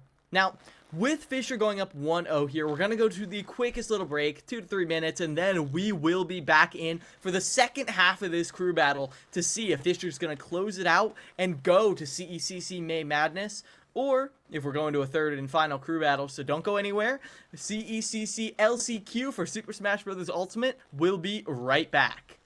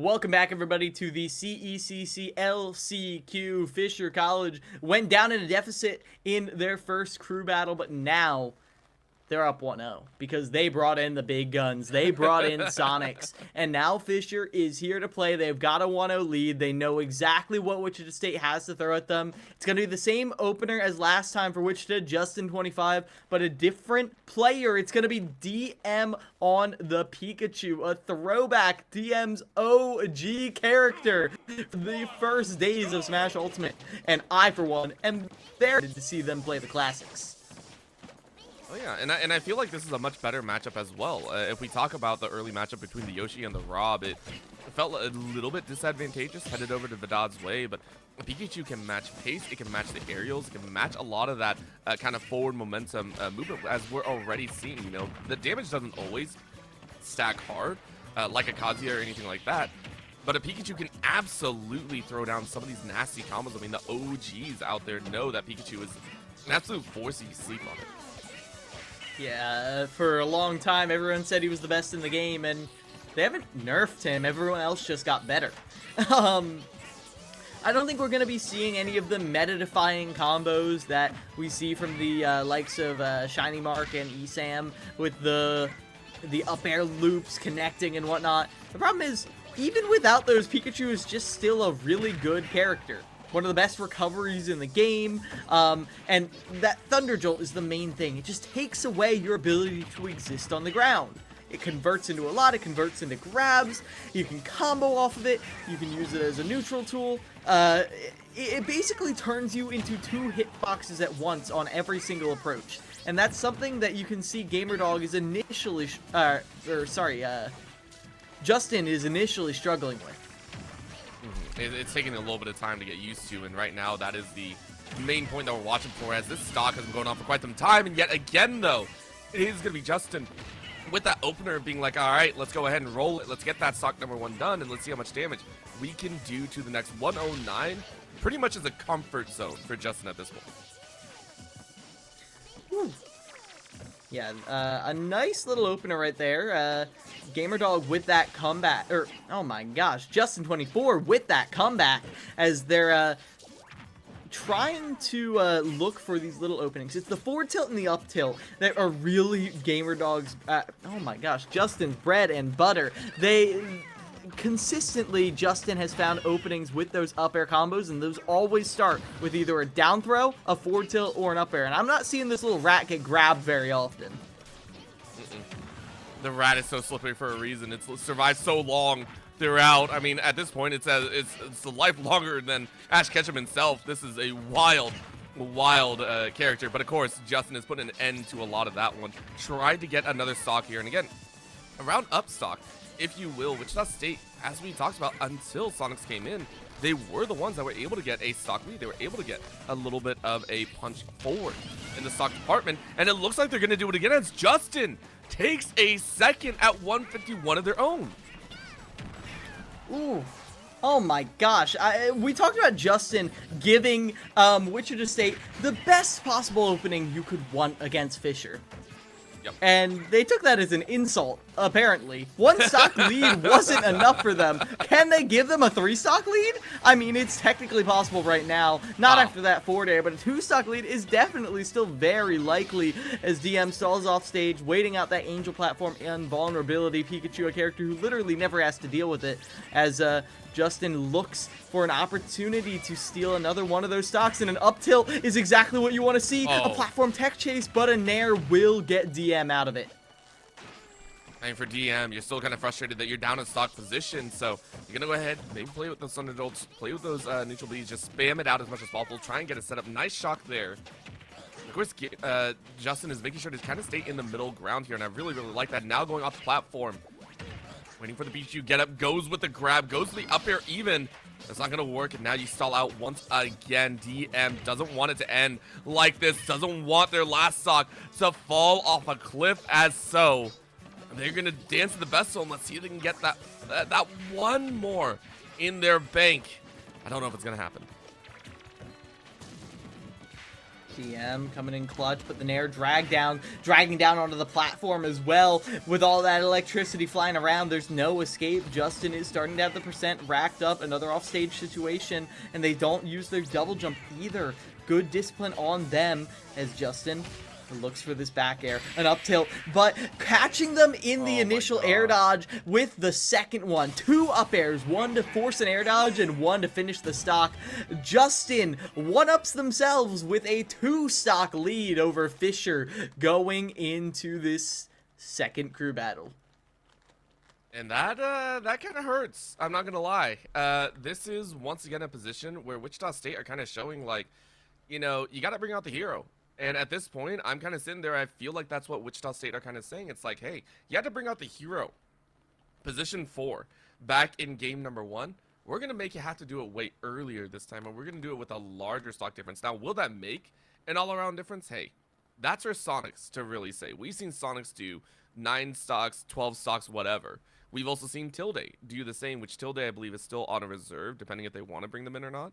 But I still say Wichita State are throwing down the gauntlet. It feels like they are saying to Fisher, we have already shown that we can beat your 3 that you have put before. You better bring out the Sonics early on if you want to see a closer setup here in the early stages. Yes, it is going to be Leviathan, one of the stronger contenders we saw from the first crew battle coming out. Now, Leviathan took, I believe, 5 stocks in the previous match, but I think the more important thing was how they took them. They played around campaign perfectly. They treated that Kazuya with the respect it deserved and got out scot-free. Will we see them do the same to this Yoshi? I feel like they won't fall into the same pitfalls that Vidad did, and even DM did. I didn't see Justin jumping out of as many combos as we did against Vidad. But regardless, Leviathan doesn't really have multi-hits. They just hit hard, consistently, repeatedly, and more frequently than you'd think, because, like, Wolf's back air doesn't look like it combos into itself like that, but it does. The dash attack does look like it combos, but it doesn't look like it should end up dealing 65%, but it might. Leviathan has proven that they have the spatial awareness to deal with some of the characters with the best threat zones in the roster. And Justin's got some pretty significant threats of their own, but if Leviathan never falls into it, then Justin might be in a bit of a pickle, as Final Destination is a great place. It's the great equalizer. No platforms. It exasperates the strengths of every single character, but some benefit a lot more from it than others, and we're probably going to see Leviathan try to exploit that by catching these landings, as you see here. I wish I could play on this stage more. I always get caught off on the edge, and I'm a Little Mac main, which says a lot about my gameplay, so you know how that goes. But as you said, it really is that great equalizer. It is that great opportunity where players get to say, okay, there is no platform for you to chase or this is the OG of OG stages in terms of bring it on. Let's fight. Let's settle our beef. And I like that call. Right now, we can already see Leviathan stepping up to that plate. 93 versus 89, but being able to chase, and that is the stock percentage area. But a nice little boot, neutral air to go ahead and force this Wolf to chase out. But now a re-meet in the air leaves Leviathan in a much better spot and control of the ground. Justin pops them up with the landing, and just like we saw in game 1, Leviathan with an incredibly strong start, just like DM had, and then it slipped away. And then all of a sudden, Justin is in the lead. And you're sitting there thinking, how did that happen? How does this dinosaur not die? They're supposed to be extinct! But, well, Justin pulling a little bit of a Jurassic Park moment, taking away that initial stock, making it even, drag down with the down air. Some insane pressure coming on from the purple dinosaur. And right now, it's Justin taking 4 in a row, and they're real happy about this one. It's only going to continue, of course, as Leviathan's just like, dang, all right, I'm going to have some trouble. Oh my gosh! I have never seen a Wolf's recovery so thoroughly exploited in a way that didn't take the stock. Eventually, a dash attack will finish them off, but still, Justin has already put a significant dent in the armor of Fisher. 4 stocks is the opener? Are you kidding me, Justin? I think it's only going to continue. Right now, Justin is aiming for a 5th, really trying to put them in the hole. Gets a bounce, no stock finish because Wolf is heavy as heavy can be. But that's going to be the butt slam yet again. 150, a single hit could do it. You bounce them like a basketball and you rock it out of this world. Oh my gosh, okay. So maybe, just maybe, Leviathan can claw their way back into this. Now, granted, even if they take 3 stocks, Fisher is still at a deficit, and Justin has still taken 5. But regardless, there is a chance here. Leviathan is playing this opener well, but that's how this first stock went too. Justin went up to 85%, and then Leviathan slipped up once, and Justin clawed their way back into it. But it's Leviathan who's clawing Justin off stage up into the blast zone, and they're just barely hanging on to dear life, barely able to land, but a down smash covers the landing, and all of a sudden, Leviathan, the percentage is stacking up on them. We've seen things happen. We've seen magic happen, and Wichita State are hoping to make a miracle. That's going to be an up smash missed here. As again, the Wolf is hunting. The Wolf is just trying to aim for that sweet spot. The sweet spot is all Justin's. That's Justin. Takes 6 stocks straight from Fisher. Yeah. Do you remember how I said I made a lot of bold statements in that first game? And one of them was that Wichita had given themselves the best lead up you possibly could into fighting Sonics. My bad? Sorry, Wichita, my bad. I didn't know your game like that. As Wichita is definitely showing that there is a better lead you can give yourself. Because Vedad is coming out. And Vedad, sure, did take 2 stocks from Justin last time, but we saw that was not a favorable matchup for the side of Fisher. Vedad is unable to use their favorite kill confirms, is unable to get as aggressive as they want off stage because of how lethal Justin is, because of the potential for spikes. So Vedad is coming out. That shows the desperation that Fisher is dealing with here in the back half of this match. It's been a world where I think we're seeing Wichita State step further and further into the light. This is a team and this is a crew that, as you said before, has had moments, has had brilliance, and has consistently been a decent performer in their region. But when it comes to kind of the larger stage here, you're going up against quite literally one of the gods here in the collegiate scene for Fisher's side. And I mean, the fact that you're putting them on a back foot, yes, it's only game 2. I get that. I understand that. Yes, things are looking awry, but again, outside of Sonics, it seems Wichita State has the upper hand here. And so that does make me worried. Are Fisher going to have that struggle yet again if we do go to a set 3, if we do go to that crew battle number 3, where things are going to go sideways yet again? Justin has the chance to do one of the funniest things, which is continue at least one more stock and bring us to a, 7 stocks taken by one player. That doesn't happen against Fisher. I talked about how Fisher adapts, how Fisher is always ready to take the range, but Wichita is literally playing the best I've ever seen them play. And Fisher is not playing terribly, but with how well Justin is running through these stocks, 74% of Vedad already! I don't know what is happening. Has the world turned topsy-turvy? Justin is, if they can pull this off, is the player to watch. Just period. Because they're putting on a show, and they're doing absolute numbers in amount of stocks taken. This is everything that you wish to have in an opener. Like, everything that you wish to have in an opener of a match, this is what you want. The adaptability, the strength to kind of overcome, the ability to kind of survive in any situation in any character that's put against you. And right now it's looking much, much better. The eggs even stalling out some of these edge grabs, and you're already looking for it. You're already looking for that grab to down throw into the up air. You're at 100%, and it's only going to continue. But right now, Vedad getting close to that finish of your own. Tried to laser a little bit just to get a little extra in the bank, but a nice boot out, as this is going to be Justin maybe trying to sack for the stock, and Vedad getting back once again. This is going to be on the absolute edge here. What a tag. Oh my gosh, the up tilt doesn't convert. It should have been an up smash. Oh my gosh, and with the up tilt again, they can't convert. Yoshi just has too much aerial momentum, as this is the scramble if I've ever seen one. Both players back away, try to get back to this neutral, but neither can really confirm at this percent off of their projectiles, and so they're just playing this waiting game. Vidad popped up, barely avoids an up air, Justin on the verge of taking 7 stocks, and Vidad trying desperately to shut them down. You can see the hunt for that confirmation. You might have gotten it. That's going to be smashed down. Oh, the pop out is good. Vidad has another chance. Vidad has a singular chance here. Once again, the up air is not going to confirm anything. The shell is too good. Down air from Justin is hanging on by a nice edge. The knife is razor sharp, as well as a single hit on either end can do it. Oh, Ricochet had the laser as it crashes over the upper platform. And we're down to 188 and 155. Threats are around, and it's a stock for Justin! There is a finish line in sight for that stock.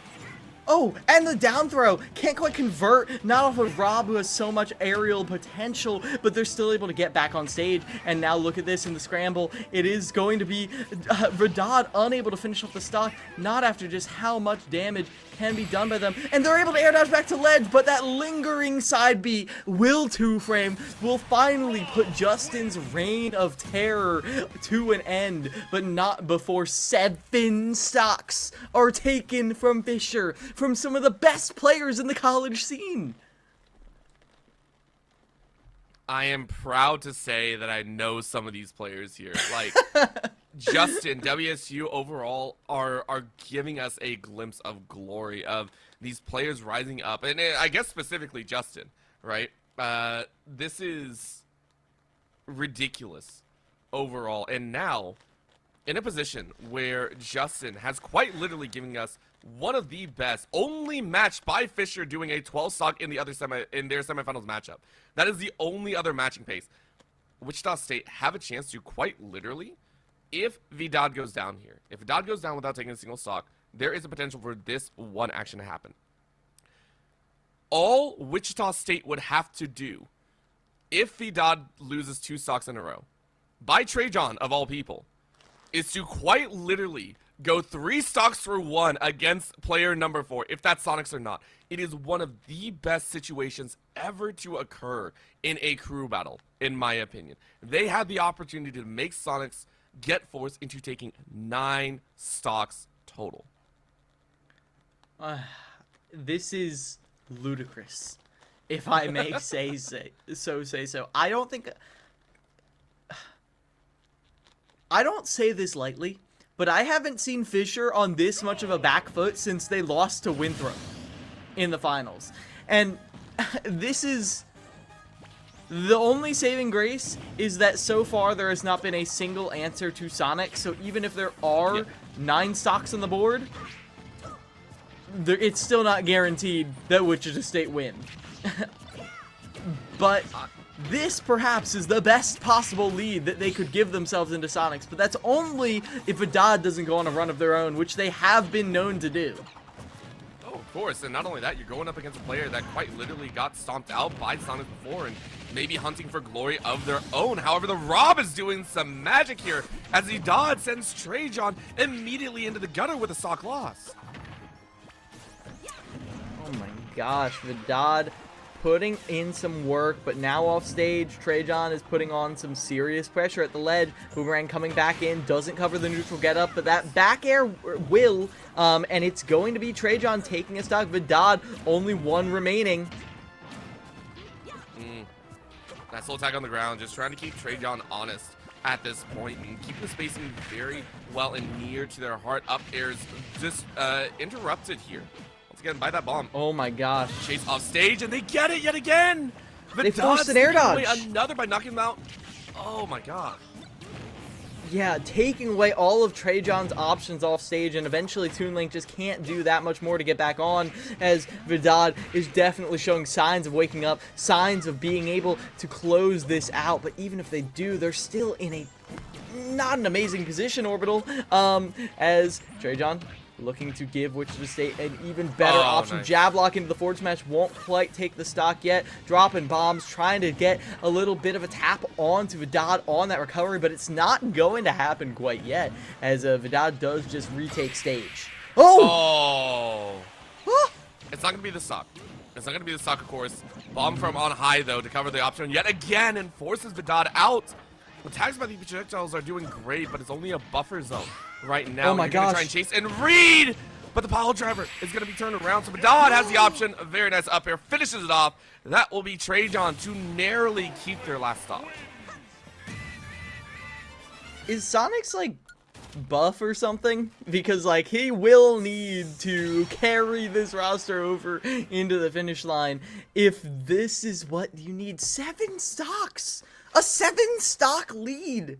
Or, I guess 4-stock lead against Fisher going into their last player is unprecedented. That just doesn't happen. I don't think I've ever seen it happen.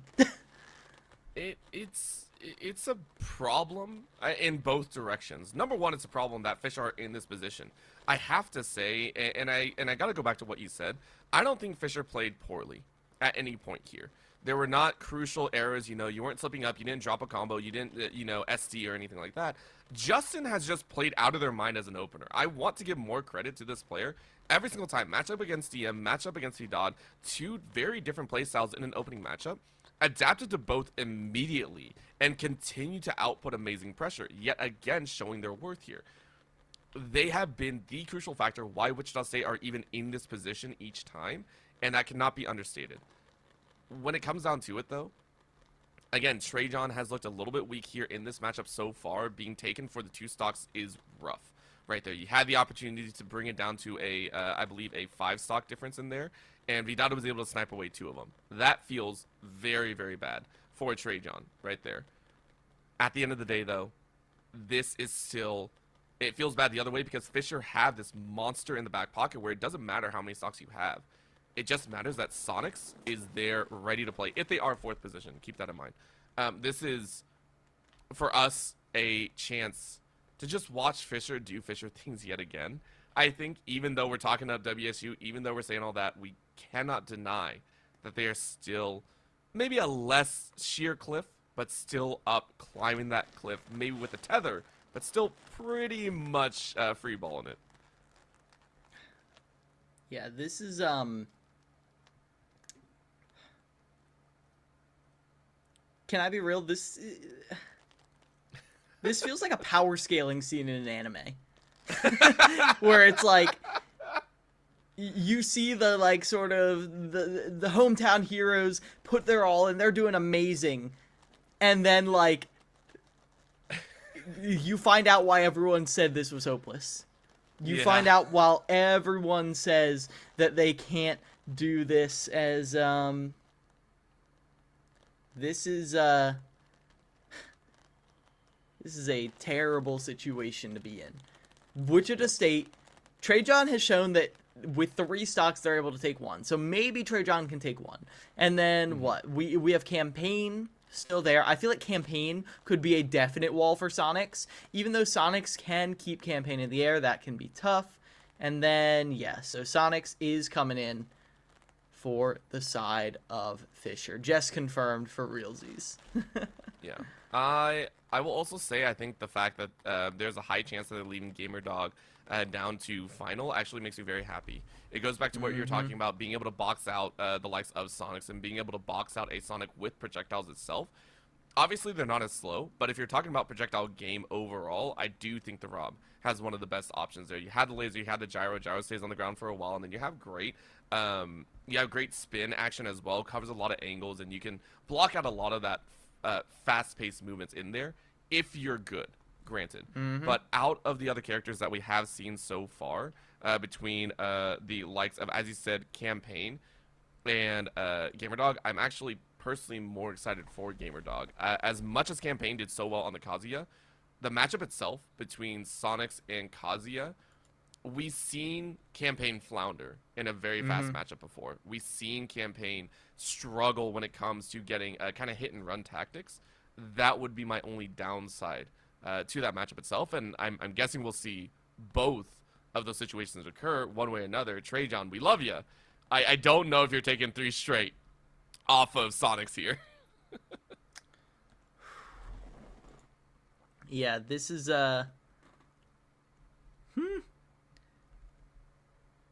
taking 3 straight there is not amazing. So GamerDog, I do agree, is the player to watch in this matchup, and also their teammates to see how much damage they can get in on GamerDog. Or on Sonics. Because GamerDog does play Sonic. Does know the matchup. Does know generally what Sonics is looking to do. Generally. The problem is against Campaign. We talked a little bit about in the Kazuya matchup how if you want to play, you have to play perfectly. If you want to box with them, you just have to play perfectly, and Kazuya can't do anything. Against almost any other player, I'd say, haha, you're not going to play perfect. That's impossible. Sonics just does. Yeah. He just does weave around the hitboxes perfectly. He just does find the openings perfectly. And sure, there's a slip up here or there. We saw Sonics take damage. We saw Sonics lose a stock.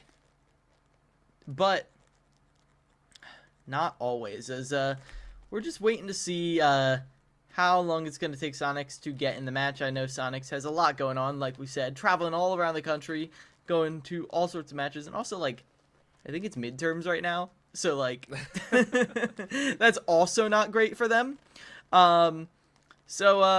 Once we figure that out, we will be getting back into the match, but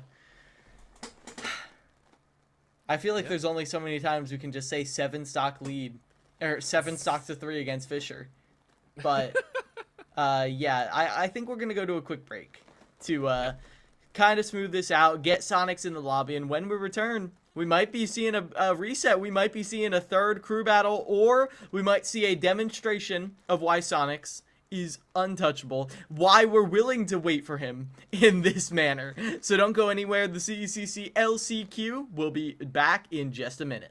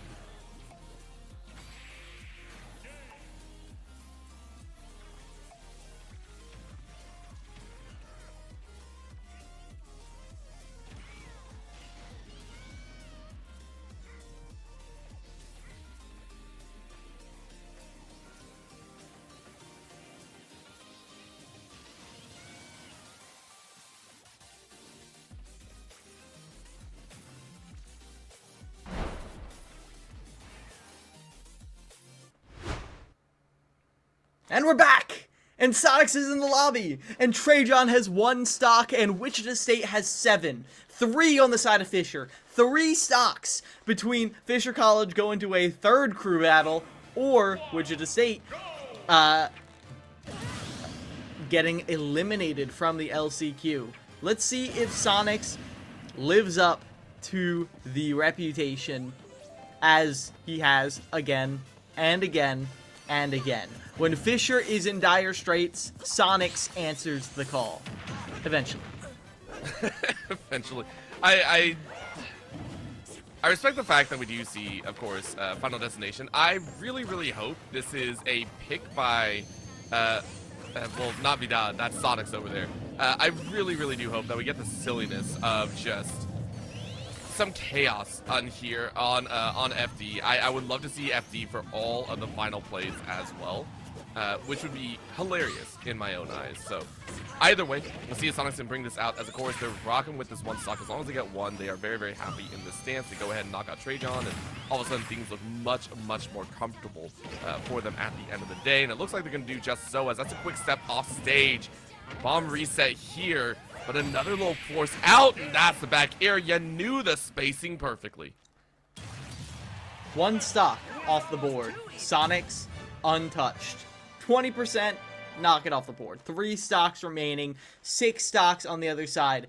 For every 2 stocks that Wichita has, they have to take 1 from Sonics. Definitely doable. They got some of their best players in the back pocket. I know they wish they could be sending Justin in, but he already got 7. He got to play already. He's gotten to play more than anyone else, I feel like, today. Yep. As Sonics is showing, I want to say that's really bad, but we saw him do that exact same thing twice in a row against Trajan before. Toon Link has a very exploitable recovery if you know what you're doing, and well, Sonics knows what he's doing. He got right off stage in his face, waited out the bomb recovery, waited for the little pop-up that the bomb gives, and then comboed off of Trajan's own bomb to send them further off stage. It's that kind of awareness that makes, that attention to detail, that makes Sonics so difficult to deal with. And it's what Wichita has to contend with if they want to avoid getting eliminated here in the LCQ. Yeah, it's a position that I don't think they're very happy about, because no matter what, normally a 2-player advantage would be huge. If you're sitting there like, this is great, we don't care, we're winning, and it's just like one of those moments where you have to say, if it were anyone else, would they have already completed their matchup here? And they are sending out Asael. So Asael, I believe, if I can remember exactly what's going on, because again, my brain is not the greatest, unfortunately. I am old. That's all I'm learning here. Asael might be that mix-up in there. Asael is one that I've seen take tournaments over the likes of Justin, over the likes of, I'm pretty sure, Trajan, over the likes of GamerDog, a very comfortable player they can match with a lot of these others, but they play a very weird style. It's the Ness, once again, and we don't see a lot of Ness mains out there. Ness is a very tricky character. It does have that recovery ability, it does have that floatability, but against a Sonics, a Sonic, for reference, this is going to be a whole different test. So SIL can slug it out with the heavy hitters of Wichita. And the heavy hitters of Wichita hit really hard, as the rest of Fisher is probably explaining to Sonics. But is Asael going to hit just hard enough? Now, thinking about this matchup, the things I like about it, Ness has disjoint. Ness has lingering hitboxes that can contend with spin dash. Ness has a projectile. Things I do not like. The second Asael is off stage at 30%, Sonics will kill them. I'm calling it now. Sonics will get a Gimp at like 40%. At least one of these stocks. And you just have to kind of hold that if you're Ness. You have to play around your ground game, play around preserving your resources if you're sent off stage.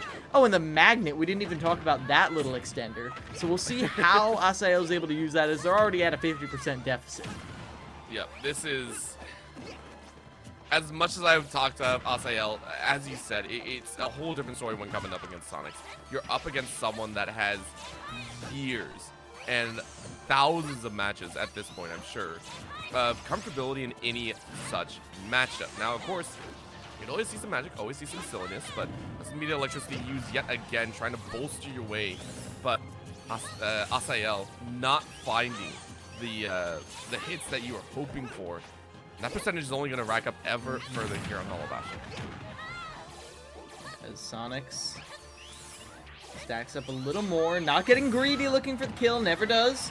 But with that back air, will send Asael off the side of the screen. A pretty dominant lead opening up and catches them on the magnet. No double jump, I believe, and that means they can get a cheeky little 35%. Asael looking for some openings. The magnet is a good combo breaker, but they haven't been able to get any conversions. It's just stray hits so far, Orbital.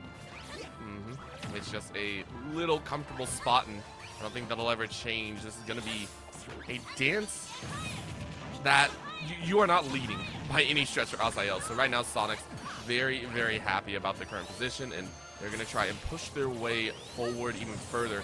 Finding that spin, finding that ramp up, and just waiting for that tag to come through. And again, as we mentioned, the patience coming out of Sonics here is insurmountable. The dance around the stage until you find that perfect moment.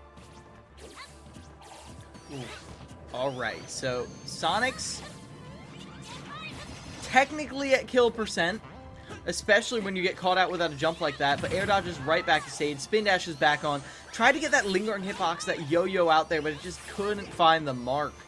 As Sonics playing carefully around here. I guess the yo-yo just won't do as well at edge guarding Sonic as it would against some other characters, simply because of the fact that, well, Sonic is actionable out of his recovery. He can drift back, he can back air, and still hit him. Still clank with that yo-yo instead of just taking it like anyone else. But a stock will fall, just one, but this is what you need to start to be seeing from Wichita.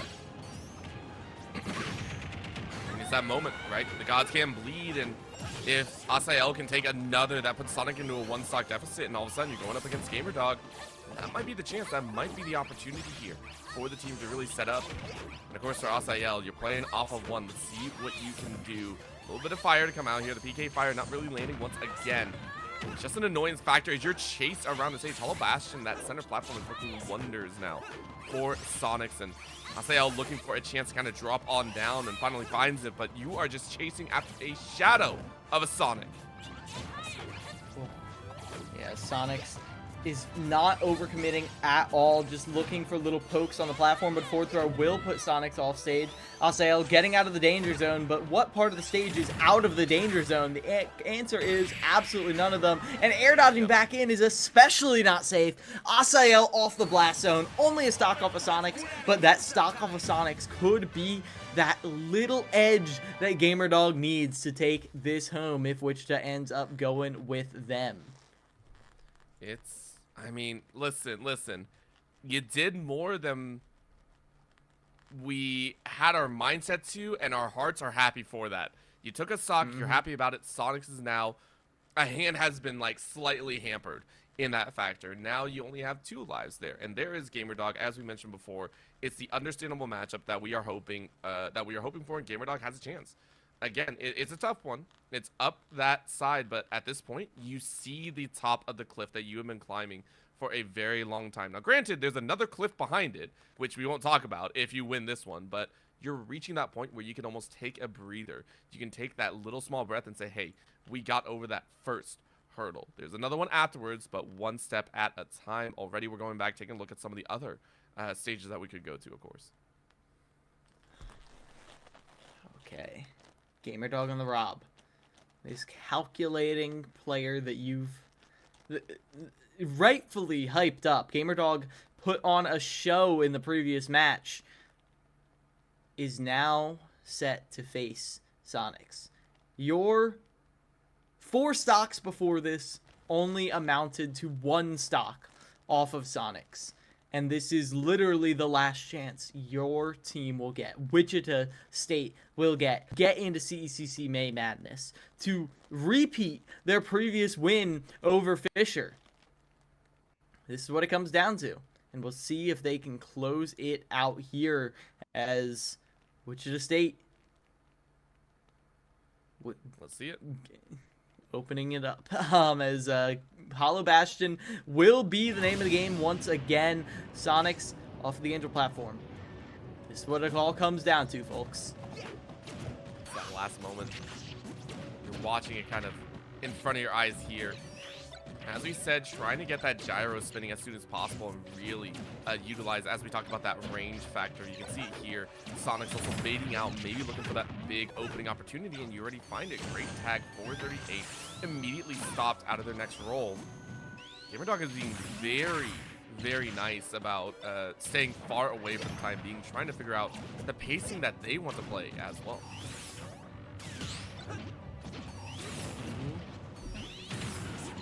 Gamerdog playing carefully.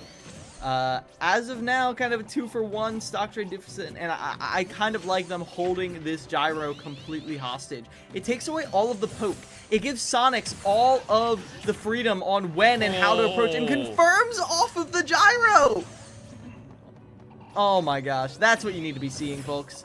As with that confirm, it's an even stock count. Only a very slight lead remains from Wichita's insurmountable lead, proving why Sonics is the player that he is. You're going up against that. You're going up almost against the power of friendship, and yet Sonics is like, I don't need that at all. I have the strength of my own. Straight up Vegeta moment in there. If Vegeta ever had a win, you'd sit there and you'd hear him just say, I am the king. And you gotta love it. You gotta love their strength in there. And I mean, Gamerdog is looking at even a little bit lost. He's kind of throwing out some of those Hail Marys and up smashes, trying to find some damage and trying to find some extra, but it's not really gonna land. As again, Sonics at 117 is saying, I'm playing at I'm at 60. It's feeling great. Ooh, jab to catch that neutral tech, and even off that recovery, there's still not a lot Gamerdog can do. Goes very high, and then the air dodge down because you know about the threat that that up air poses. Fishing for a back air, but instead just takes the spraying, always getting something. How did Sonics just gimp Rob? Sonics just kept Rob off stage for so long that Gamerdog ran out of fuel. Something I don't think I've literally ever seen. And that back air will take him down. Sonics is on the last stock. 1-0 to death from Gamerdog, and that's it. But the amount of pressure that Sonics is putting on is not going to make it easy. And now Sonics has the gyro too. One gyro into up or back air is the end of this game. As Sonics is looking for it now. Spin dash into gyro into back air is how they ended the first stock. Will it be the way the last stock ends? Not quite. I mean, they're getting close one more time and they could do it, but right now a chase out by Gamerdog. Gamerdog realizes that this is the last moment. It feels like they got to find a really good combo to break out and take down Sonics. They're picking it up very, very heavily, but Sonics is beating them at that exact pace and more. Looks like go ahead and keep yourself alive off that ledge, but you're free falling down. You get swept and you're very far away from the stage. That's boost number one. That's a flying forward air, and that'll be the end here as Sonics brings it back from a deficit and forces Fisher as the champions to the LCQ. Wichita came closer than almost any team ever has to taking down Fisher, but ultimately they're the top dog for a reason. Yep. And Fisher will close that out off of that fantastic performance from Sonics, matching Justin's 1-for-1, blow for blow, band for band. And it's going to be Fisher with a 2-0 victory, qualifying them once again for CECC May Madness for Super Smash Bros. Ultimate. And I think this is actually a really good thing for them. With Fisher actually being taken down a peg in terms of how close that was, it's an eye-opener, I think. For Fisher as a squad, understanding that obviously they're in the last chance qualifiers, they already understood that. But now they get an even larger glimpse at what could be standing in their way. And I will always say this, I like teams that don't go into the playoffs or into a larger tournament at full on, you know, undefeated status. I feel it gives them a little bit too much of a spotlight and too much of almost like a super armor tactic on them. I like seeing when they struggle because as they enter, they say, cool, even though we got here, we still need to fight and we still need to improve. I think Fisher at this point is going to be even stronger than we saw them here today. I certainly agree, and I can't wait to see that even stronger performance at May Madness, because if anything is going to convince the remaining Fisher roster to grind their butts off before that finals, it's going to be this moment where they realize the ambient power level of every single other team has grown to such a monumental degree Yes. that they can't just run through everyone else. They can't just have the scraps, because every team's gonna scrap with them. But ultimately, they will be going to CECC, and we will be going to a quick break as we get our second last chance qualifier finals all set up, ready to go for you. So don't go anywhere. CECC LCQ for Super Smash Bros. Ultimate. We'll be back in just a couple of minutes.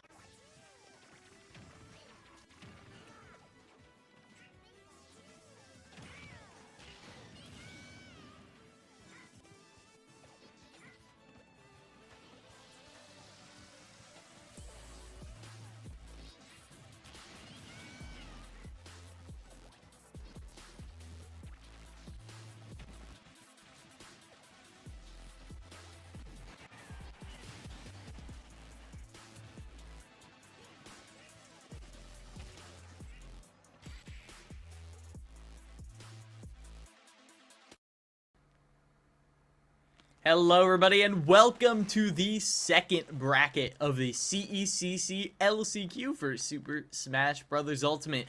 Two teams are fighting for the chance to qualify for the CECC May Madness Finals coming in at the end of the month. And it's, of course, Winthrop, who first got into CEC through an LCQ 2 years ago. And UTD, who have fought their way through the bracket as the third seed to make it here to take on this titan of the scene. Of course, and honestly, it couldn't be spoken better because the fact is we just had Fisher going up against WSU Varsity, which was a first versus third seed, and it's only fitting that we have the exact same situation here. Winthrop came into this LCQ as a first seed, which always feels kind of bad to say, hey, you know, you're in a last chance qualifier, but your first seed at least, right? So that's a bonus. And you're like, I didn't want to be here in the first place. I wanted to already be qualified. So it does feel like Winthrop has something to state. They went ahead, they 2-0'd all their opponents. They took down Sacramento State in the earlier matchup in the quarterfinals. They took down UH Red, the fourth seed in the semifinals, and they've done very well for themselves. For UTD Smash, though, on the other side, they had a little bit trickier time coming in here as the UTD Smash, coming in as the third seed. They took down UH White 2-1, and then went ahead and took down UNT White 2-0, and now going up against Winthrop. It's going to be a little bit of a tougher battle. Yeah, even with Winthrop maybe not having their entire roster here, it's certainly not going to be an easy bout to do this. Winthrop, so a little bit of history. Winthrop came in to the CECC series as a whole as a dark horse in 2023, I want to say. They qualified through the LCQ, and everyone's like, who are these people? And then Winthrop looked amazing. Everyone was so hyped for them. And then they got 9th. But they got 9th after, you know, getting caught out in a rainstorm, like literally like the worst thunderstorm I've ever seen. And they had to like go up against Northwood and I think it was UTD again. Like they went up against 4th and 3rd to get 9th, which is like never a good feeling. Flash forward to the next year and they're our reigning champions. They beat Fisher. And they did that after adding on a few amazing new players. I don't think those players are playing today, though. And so now we're going to see Winthrop back kind of where we saw them previously, where they're not quite the clear and away. They're not the champion, but they are the champion. And it kind of gives us this cognitive dissonance going into this match, as we're going to see Twitchy coming in as Isabel, and Dorita Bandit on Mario for North Texas. A fascinating little match to start this out. Mario is not... UT Dallas. This is we'll get a change.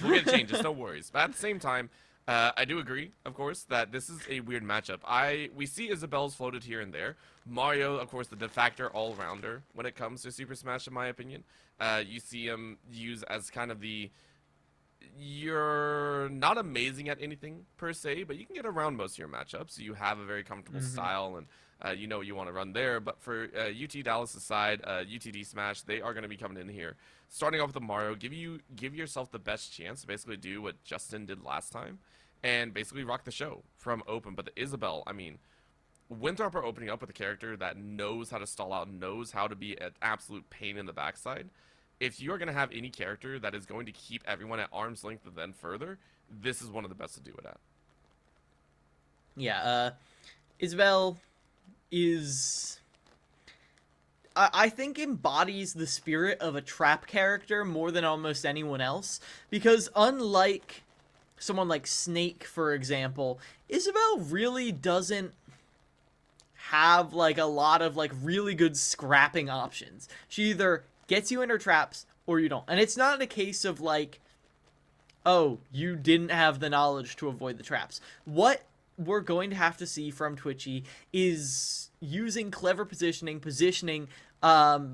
stage control, and of course their actual moves to force Dorito Bandit into those traps. Meanwhile, Dorito Bandit has a lot of tools to navigate it, great aerial momentum, moves with high priority, and of course the cape to reflect some of those projectiles. So we'll see how this Battle of the Openers plays out and see if it sets a tone for this matchup like we saw previously in Wichita versus Fisher.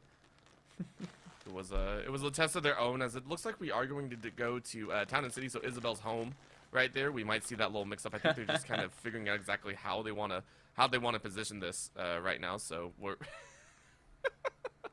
I love how they're kind of messing around right now, just having a bit of fun of their own. But again, this is going to be that test. Once again, as we said, we saw some explosiveness come out of the starters before.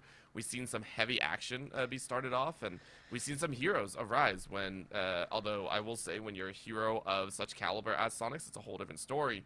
We are finally getting underway here, as we are going to have the Isabel versus Mario matchup, and as you mentioned, Isabel got to be a little bit on the floatier side, but I know Twitchy, as the opener for Winthrop, will have a lot to say here. Let's dive in. Yeah, so here on Smashville,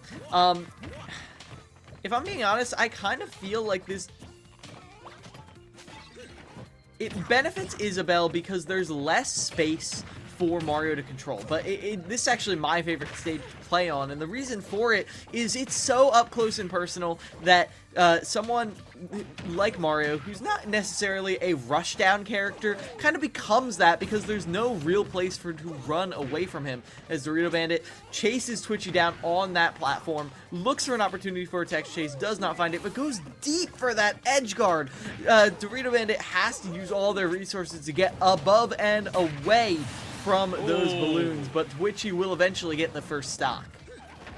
I mean, this is hard fought by both ends. This is not as fast as we saw before. I mean, both these characters are a little bit slower than a Sonic, of course, but their connections, I have to give them credit. Their combos and their carries from side to side of the stage has been impeccable, and of course, Twitchy is rounding it at a much better state than I would say Dorito Bandito is, and is now already stocked up here on 96%, looking to chase even further, might try to go for the grab, misses it, tries the party popper, doesn't really land it, and it is going to be a twist with the pot plant. This is Dorito Bandito realizing they're not in a great spot here, and it will only continue onwards as you are fired off the stage. I think you're chased all the way down, and that's yet another for Twitchy. Yeah, Dorito Bandit is struggling to take this stock, and I kind of see why. And it's because they can't really follow up on any of these stray hit aerials that they're finding. They've missed the window for a lot of the down throw confirms, down throw at ledge into forward air, maybe. And so now you're just looking for stray hit aerials. And don't get me wrong, Mario's got some great stray hit aerials, but when Twitchy is getting tech chase after tech chase, these are not combos, they're strings. As Twitchy is getting every single tech option that Dorito Bandit throws out there and turning it on its head. Twitchy with a 3 stock to open it up. They must have stolen a jump with one of those little projectiles from the slingshot. And it's going to be Winthrop with a strong opener here. This is the Winthrop that we kind of know and love here. I feel like this was Winthrop coming out here, shelling out in the opening and saying, look, we're not going to struggle at all. We're going to fly through this one. We're going to qualify once again, and we are going to put our best foot forward in there. And you give credit to Dorito Bandito, they tried, but after that first stock, it was close. You never got that type of jump on the Isabel ever again. At that point, it was Isabel basically keeping the Mario at the edge the entire time. Dorito Bandito could not leave that left side of the stage for I think it was a full minute at one point. You were playing off stage at that point. So very, very well done by Twitchy. And again, healthy lead to start and one of the most comfortable starts to a game one. Yeah, I feel like, so I threw out a comment at the end there about Twitchy's gameplay, about how they weren't getting combos, they were getting strings. And I feel like the line between combo and string gets blurred a little bit. But I like that Twitchy was getting so many strings, because Isabel's true combos are like 30%. They're throw them onto a throw them up, get an up air, and that might be it. What Twitchy was doing is letting opponents tech in place, letting opponents slide off of the platform, and then having the hook out in place, having a mine, one of the, I don't know, what is the little fire hydrant guy called? The mines, having the rocket mine, there ready to catch them. Lloyd, oh my god, they have the little Lloyd mines. Like, they have all these options available to them, so that their opponent can't tech roll in, or they'll get caught by the Lloyd rocket. They can't tech roll away, they'll get hit by the fishing hook. If they completely still, they'll also get hit by the fishing hook, but then they'll be in a position for an up throw from the fishing rod into an up air combo. It's not a combo, but it is damage, and it is kills. And ultimately, I think it can be a little more consistent than trying to just fully and completely combo them every single time. And that's what we saw from Twitchy there. Dorito Bandito was not able to recover from that. And now it's Ventis on the Joker, who's stepping up to the plate to try to take down this opener from Winthrop. At this point, it is a tough spot to be in, of course, because you're already down 3 in this turn. And the Joker coming out here, I think, is going to have a lot of options, of course. I think it has better recovery when it comes to having that kind of up B, you know, the range, and, of course, having that extra damage boost in the back pocket once you're fully charged up. But, of course, on PS2 as well, a couple more platforms to play with that are much more stable and a lot more comfortable to play on if you are on the stage. So already starting off, great damage, but a great little pick back, as you can see the pocket dimension being utilized very well by Twitchy to start things off. Yeah, catches out Ventis on that landing, and that's all Twitchy needs to get that percentage league back. Bursen's on the scene now. You can see Twitchy respecting the burst potential, but in the initial sort of struggle, can I be real? Arsene has not landed a blow yet. So maybe not as much of a factor as we would think. Is that Twitchy spacing around it? Yes, but Venti is also not able to close this distance. This pressure is looking like too much to handle for from the side of Winthrop. Twitchy, a new addition to the roster, but definitely a welcome one from this display that they're putting on here on the Isabel. I mean, it's just been so comfortable overall, yet again, kind of floating above. And remember, any extra stock that you take here is more than happy to hang on to. And you can see almost Ventus going, I don't like this. I'm sitting at 134, haven't been able to land a proper piece, and now I have to play around a lot of these projectiles behind. Your meter has barely run its course, so let's go ahead and see yet another, if you can. Twitchy with a great hit sends the Joker off the edge, and you're going to float your way back up.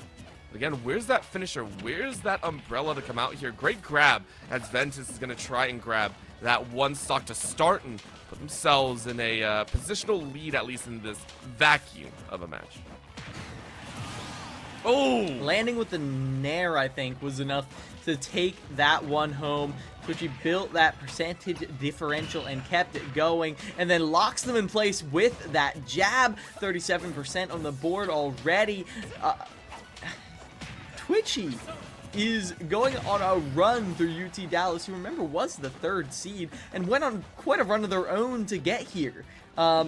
As Twitchy goes way underneath the stage to delay against that Arsene as much as possible. Of course, there's a little bit of the Lloyd just jumping out and having some bit of fun, but Twitchy is still racking up the damage by miles here. 85 and carrying, gets the grab even, and keeps Ventus off this stage. Once again, just playing with that aerial, but no, that's a great grab, and Ventus is able to fire back, gets stuck. Yeah, I was about to say close to kill percentage right there, and then Ventis landed straight on top of an up smash. Strong hit of it, but even so, Twitchy at low percents is still there, looking to scrap. Ventis, though, is definitely picking up the pace in their gameplay, but even as they try to play grounded around these dash attacks, Twitchy is right there to match them with a dash attack of their own, and a roll into the Lloyd rocket, into the fishing hook grab is exactly what Twitchy is playing off of. Putting on the pressure here, catches the roll in, Twitchy dashed in and had the forward tilt out to catch the roll before anything. Ventis is getting a little bit predictable with these rolls. They're not safe. You can't do it, but nothing else feels safe for them. And that's because of just how much pressure Twitchy is putting on. Nothing feels safe except jumping in place and aerialing. But that's not getting you much except a few percentage on Twitchy. You've got to get lead traps like this if you want to win this match. Oh. And Twitchy's saying you ain't gonna get anything of that sort. Umbrella to end. 148 and counting. You're gonna chase off just like you did before. Slingshot to finish as Winthrop. Twitchy taking 6 for 1. Okay. So, this is the exact inverse of what we saw in Fisher. Like, in Fisher, we saw Wichita come in and put on a heroic last stand, power of friendship, trying to stand against insurmountable odds. Winthrop came in as like, we're Winthrop. We're the reigning champions of CECC. We don't play around like that. Even with our entire roster not here, we're here to qualify through the LCQ anyways. Because why not? We're Winthrop. And Twitchy definitely, oh my gosh. Like, it is crazy to me that it feels like Twitchy never starts out like this is clearly the best player on the field. Like, they trade back and forth, like 50% to 50%, and then it's like one roll in. Once the person starts panicking, and they just panic roll in, they land on a Lloyd rocket, they get caught by the fishing rod, thrown off stage, into a back air, into an edge guard, into a spike. It's like, oh my gosh, wait, where did that come from? Like, as soon as you start picking any option in fear, in frustration, in panic, Twitchy is there to capitalize on it. And that's what you want to see. Again, opportunistic when it comes to SSBU, I think is one of the strongest traits a player can have. When you find those right opportunities, when you see someone struggle, I will always say a player's mentality can be shown in their gameplay. A lot of the time, you can tell when a person is struggling or when a person's on fire or when a person is very actively getting ready to get a read on you, a playstyle shift or anything like that. Twitchy is showing why they are the opener here, I think. And for Winthrop, this should scare just about any other opponent going in there. Yes, they're in the last chance qualifier. Yes, they are in here right now and they didn't win inside of the regional. It doesn't matter in my eyes. They are still a formidable squad, as you just mentioned. Again, these reigning champions, you know, stepping in and playing. We're going to go back. We're going to go ahead and get that stage selected, of course, for you. And I'm curious who's actually stepping in here for UT Dallas, because at this point, you're locked in. You are 5 stocks down right now, and you are frustrated. You're sitting there going, we haven't found the right answer for Twitchy just yet. You're going to go with the snake and match trickery for trickery. So, can I be real? I don't know how I feel about this. This is digging in your bag of tricks. Because I can't put my finger on exactly what it is. But historically, snakes have not had a good matchup against Isabel. Like, some of the best snakes in the world will get upset by a random Isabel at their local all the time. And I feel like it comes down to the fact that the jab is really good at interrupting in scramble situations. And like that little plastic hammer, it doesn't do a lot of damage, but it's fast and it interrupts and Isabel can combo off of it. Then, Snake's recovery does not do well against the fishing rod. She snatches him right off of that cipher when most people would clash with the super armor. So that's another place where Clue is not doing amazing. And the constant barrage of pressure can basically even, with the slingshot, can even out any damage you're getting from the grenades. And all of these things together means that Clue has to play this matchup a little bit different than you would against almost any other character. And we'll see if they manage to do that here as Twitchy gets aggressive off stage. Opportunistic, you used that word earlier. It was the right descriptor. I think it'll only continue as more flower pots land on top, and you can see Clue trying their own to send out a few of those grenades, but it's just not working. It's just not helping. You are getting flooded out. You have the party popper to deny the roll in here, and Clue is just lost. Great little nade there. Another flower pot to answer. Twitchy is throwing the whole garden at the stock right now as you are chasing for your 7th. Stop sign ain't gonna stop anyone here just yet. There's a streak of a stock option as both get sent careening off the stage. Clue playing carefully here. Lands with the back air, punishing a kind of maybe accidental grab from the side of Twitchy. As you can see, they can't pull a grenade because every single time they do, Clue just gets caught by the slingshot. And then this down air too, it lingers for so long. It's such a good way to interrupt that recovery, 175%. And if the fishing rod connects, which it does, look, it's just interrupting the recovery every single time. You never see snakes under this kind of pressure.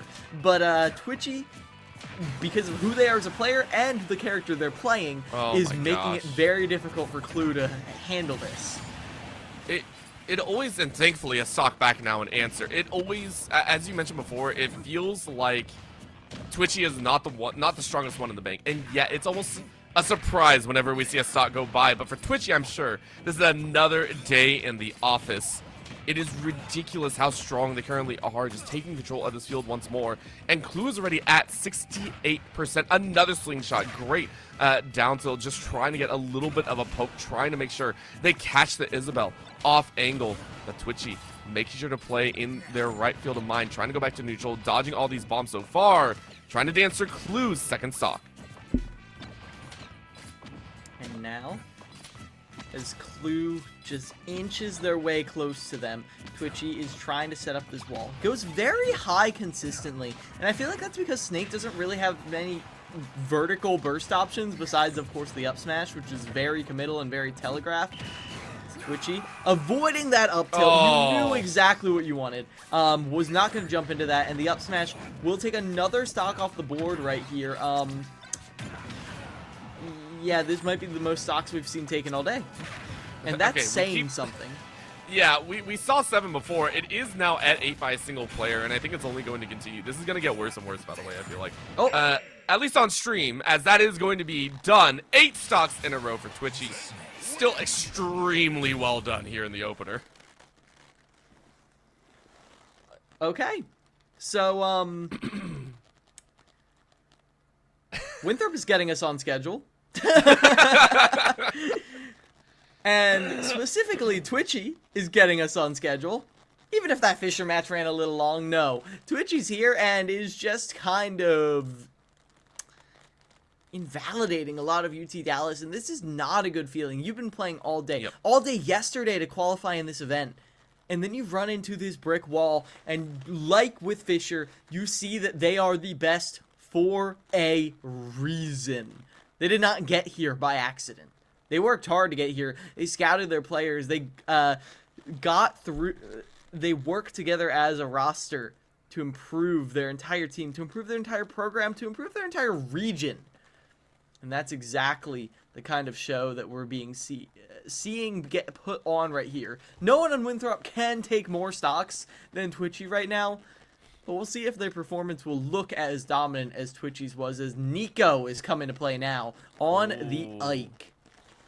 And the Ike is a brawler and a half right there. One of the heaviest hitting swordsmen out there. Very, very frustrating if you get caught by a single blow. This is once again goes back to the fact there are no combos, it feels. With an Ike, it's just a heavy haymaker left, right, and center. So going to Town and City as well. Excuse me. This is going to be that test. Again, you don't have the platforms to play on as much for the Snake. So we'll see if it changes, of course. With Nico on the stage, this is going to be a battle of the disjoints, because every single time Nico hits Clue, they're going to be taking some chip damage from that grenade. But with 3 stocks on the board, it doesn't even really matter. You can trade with the grenade, something that in a 3-stock to 3-stock match would benefit Snake, benefits you immensely. You're turning Snake's game plan against you, piggybacking off of Twitchy's lead that they built for you. And that's the beauty of crew battles. You can play in a way that's unintuitive, and then you can just confirm with a nair to back air, because why not? And with that confirm, that's going to be 9 stocks on the side of Winthrop, 3 on the side of UT Dallas. Winthrop poised to take this first crew battle. All right. They yelled at me basically. They're like, Ike doesn't have combos. What are you talking about? What do you mean Ike can't do a 0 to 100 or anything like that? It is well timed. And again, it was one stock. That's all you really needed. But now you get to see UT Dallas try their best at coming back into the mix here. Town and City has been the call, but is it going to stay? Is my question. UT Dallas now have to take 9 total, and we're gonna sit there going, oh boy. Oh boy for UT Dallas. As you said, walking straight into Winthrop in a LCQ has to be one of the more devastating feelings, only matched by going against Fisher on another side. Oof. This is... UT Dallas is taking their sweet time here, because not only do they have to pick this final player, but then they have to get ready for the next battle. So... Yep. Obviously, some players have to step up on the side of UT Dallas if you want to take down Winthrop, but there is definitely an opportunity to maybe tailor your gameplay a little more. I feel like Ventus definitely did the best against Twitchy, assuming Twitchy will be the opener once again. But even as I say that, Winthrop I feel like is known for varying their openers every single time. Yeah. Which kind of turns the entire question I just asked on its head of, do you try to prepare your player order to deal with the exact same beast you just fought, or do you embrace the reality that it might just be another one altogether? It's kind of a coin toss that Winthrop gets for having such a strong opener and then having to deal with the fact that they're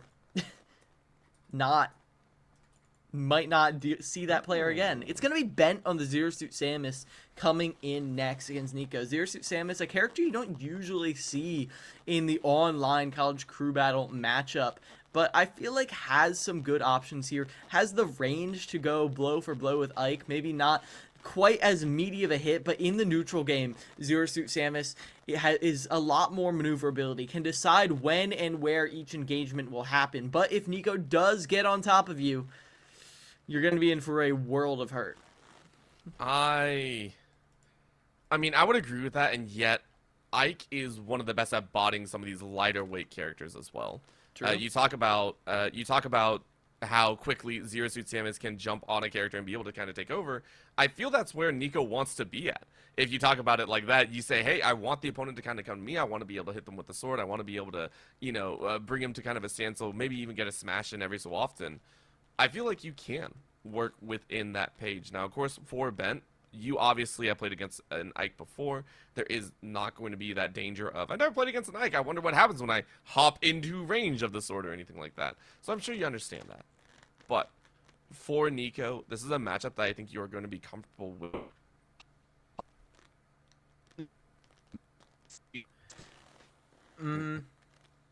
Yeah, 100%. As we're loading into this match now. Ben on the Zero Suit Samus has, I think, perennially been one of these anchors for UT Dallas. I was watching them closely, just in the stock count, in the game leading up to this, where UT Dallas qualified for the grand finals, but still, they're showing exactly why they're the anchor. Some initial good percent on Clue, on Nico, putting themselves off stage, but eventually Nico will stabilize. And now it is going to be Bent who is on the deficit. Now, I don't think they will ever have too much trouble getting off of there. I don't think Nico has too many answers to that flip kick. Such a fast option that gets them out of disadvantage, and apparently right back onto stage, right in a position to get an up tilt, as Bent is trying to cover as many options. However, when you're still going blow for blow with Nico like this, and there's still 9 stocks on the board, it is showing that while you are a strong player, Winthrop is still stronger. Yes, they right now, again, combination of Battlefield more who are struggling here. There it is, just yet another body move, and then half charge forward smash. I love this coming out from Nico here. So we're gonna be watching this one and hopefully seeing that mix up of action. But there it is, up onto the small platform you go, and then a quick slice to send the likes of Bent much further off. There it is, yet another. Okay, so Nico with 3 stocks to 1 is looking to make this. Okay, they got 1. They got 1. And that's important, but also it is just a testament to how Nico is playing. I was about to say they're going for these confirms, but the thing is, when you've been playing the same game plan so long, sometimes a tempo variation like that forward smash can really put the fear of Nico into you. As with that pop-up, they're trying to get a ladder combo going, but Nico's just not at the percent for it. But Bent knew exactly how to extend off of that, even without that. Paralyzer doesn't hit, and with that pop-up, they're still living, but not for long. They're still living. Thank God for the for the lower platforms. You're able to barely stay alive outside of that knockout range, and you're just like, oh, that's great. And then immediately Nico's like, no platform needed. I'll finish it off. Game number 1-2. The perennial champions here saying, we're right back in the driver's seat. Thank you very much. Well, that's Winthrop. Ladies and gentlemen, that is Winthrop. Winthrop University, our reigning CECC champions who qualified in the South region, had some roster mix-ups, had to, if you missed the Fisher match, the reason Winthrop is playing in this match at all is because you need to have 50% of your roster who qualified be coming to CECC Texas. And that maybe is not happening with a super major happening that weekend. And so Winthrop, with the foresight of that, willingly gave up their spot in CECC to re-qualify in the LCQ with an alternate roster. Which is both a demonstration of power and a really great way of supporting their players who want to go compete in these high-level tournaments. If you assemble a high-level college Smash team, surprise, surprise, that college Smash team is going to want to compete in high-level Smash Brothers tournaments. So by showing the flexibility that they can support their players in these out-of-school extracurriculars as well as the in-school ones, that's pretty good. I'm sure UT Dallas isn't too happy about that, but they'll be able to play in the Texas qualifier too. That just sounds mean. That just sounds mean and angry, but it's a little bit real in there. And again, as you said, supporting a lot of these players that are playing, not just with the school, but even further, it makes me happy. Again, the level, and I will always talk about it whenever I get to talk about collegiate and the like, the level of investment a school gives to a lot of these players will be returned tenfold when we see it happen. It's the fact that when you offer this level of commitment by a school to say, hey, go play your heart out, you know, go represent yourself in a lot of these matches, they'll come back and be like, hey, I love that. Let me continue to compete for you as a school. I mean, I feel like Sonics is one of the best for that. Sonics has been with Fisher for ages, has continuously competed with them, even though they are also competing outside, you know, in the world tournaments as well. It's been amazing to watch. A lot of these talents grow and continue to be given the opportunities that they are throughout. As you said, UT Dallas, though, a little bit frustrated, and these are just some of those moments. As players, you have to recognize you're going to go up against Titans at some point. You are going to go up against these matches that feel extremely unfair, and yet you have to figure out a way to overcome these options, even if overcoming is sometimes a miracle in itself. I am so excited to see if Winthrop has any other different starters in store for us, because Winthrop has historically tried to give all of their players tournament experience, because that is important. If you rely on the same players, same openers every single time, you might not always get that. But it is going to be Twitchy coming out on the Isabel once again. Bermuda from UTD on the Yoshi is going to be the opener. We saw Yoshi in the opener for Wichita just an hour or so ago, and that went very well for them. And I do think Yoshi is a great way to approach this Isabel. We talked about how a lot of what Twitchy was doing is not true combos, they're strings, which means if you have a frame 1 combo break, you can get out of them. Yoshi has that in the form of his double jump, instant armor on frame 1 of the double jump, can get out of scot-free once in any combo. Now, we saw Twitchy hit hard, and Twitchy will probably still put Bermuda in a lot of uncomfortable situations. But in terms of pure character matchup, I like this a lot better than some of the other stuff we saw in the previous rounds. And it's a purple Yoshi too. We're seeing a lot of throwbacks right now. Yeah, you'll love to see it. Right now, we are diving in as we are headed out to the ever so lovely stages, and to see this opener for game number 2. Now, keep in mind, Winthrop, they were able to shave off 2 players. They didn't need to use them, so let's see if UT Dallas are able to make a difference here as we head to PS2. Let's sling hard and sling some shots as well. As well, opener, once again, Twitchy, hopefully giving us a show.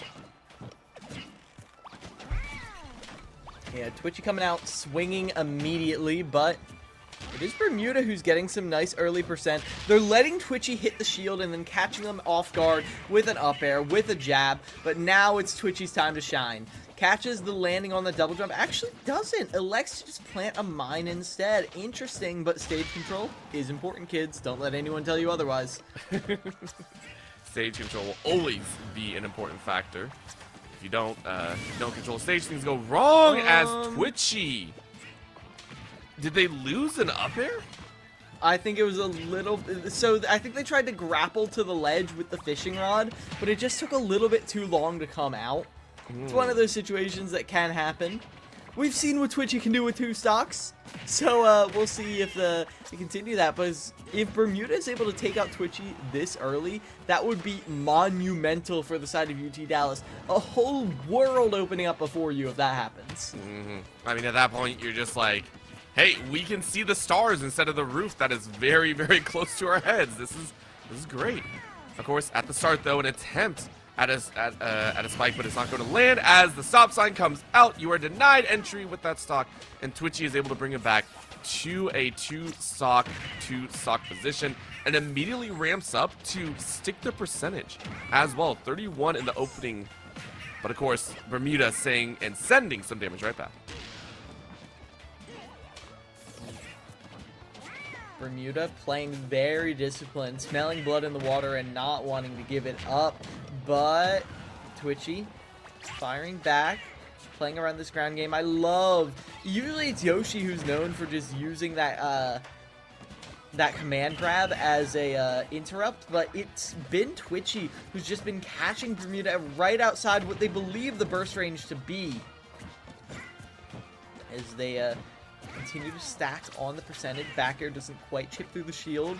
Twitchy has not really been touched by any serious damaging moves, has not been knocked off stage at all for a little bit. It's just been the Twitchy show as Bermuda tries again and again and again to try to find an avenue of attack. That avenue is nowhere. Absolutely nowhere. Twitchy says, I caught a dinosaur. Let me put him back in the museum real quick. What is that? You could either do that or sell it for 2K. I don't know. This is going to be a piece of that puzzle, though, as Twitchy gave up 1 stock, immediately opens up with a possible 2. And possibly 3, but no, Bermuda strikes back and is going to launch Twitchy into a dangerous position now. 1 stock apiece here. Again, the Lloyd just being annoying in that pocket. Bermuda, 44%. Joel. Okay. Goes in. An up air. Bermuda. Caught out, but this is the closest UT Dallas has been to a lead. You don't want to let it slip away yet, but Twitchy is putting on a lot of pressure at that ledge. Just with normal grab, no command grab this time. You gotta watch out for that Lloyd Rocket, especially jumping down on top of Twitchy. I like them playing on top of their own mine as Bermuda finally gets a chip damage in, but can't convert off of anything. This is prime for Twitchy to go ahead and take over here. Just 1 more strong hit. You get the grab, you get the toss. It ain't going to finish anytime soon, but it's enough to put Bermuda into a very tricky situation. Couple head bobs, but the slingshot again denying further reps here. It just feels like it's going to be a done deal. Once again, it's just chasing for the final hit. 168. There it is. Slingshot to finish as Twitchy. Maybe not going to take, what, 8 stocks this time, but still takes the 3 that they need. Fantastic stuff from Twitchy there to close out against Bermuda, who did show some very promising stuff, especially in the beginning. Bermuda wasn't really hitting a lot of those vertical Yoshi combos people know and love, but what I did like about Bermuda was the way they played around their shield. Now, Yoshi can't be shield poked, and can be a little deceptive on how exactly Yoshi is going to respond, because you can't see which way Yoshi is facing. It's tough to see which way the aerial is going to come out if you touch that shield. Bermuda used that early on in the game to bait Twitchy in for an attack, and then Bermuda would answer with a nair, or answer with an up tilt out of shield. Get some really good damage there. But as Twitchy stopped engaging with that shield more option, it put the pressure on Bermuda to approach. And when Bermuda was approaching, like I said, Isabel's a trap character, and Bermuda just kept getting hit again and again. Not enough to kill them, but enough to rack up percentage. Consistent percentage, and ultimately that was enough for Twitchy to take that home, and it's going to be a run back against Clue that's next on Twitchy's docket. I kind of like this. I know you mentioned Ventus being one of the better ones that took a couple stocks off, but I think Snake is a great one to go ahead and grab and utilize to take that final stock. You get a beef, you go ahead and get some of those heavier hits in, and you just try and snipe that stock away, get ready for what could be a Nico Ike to come out next. Now, granted, as we mentioned before, there's still 2 more players in the bank that Winthrop could play, very easily swap things up. But I do like the thought of heavier stock, make use. I mean, Joker can do work, but I feel Snake has a much better threshold to go ahead and just kind of pummel out that last stock finish.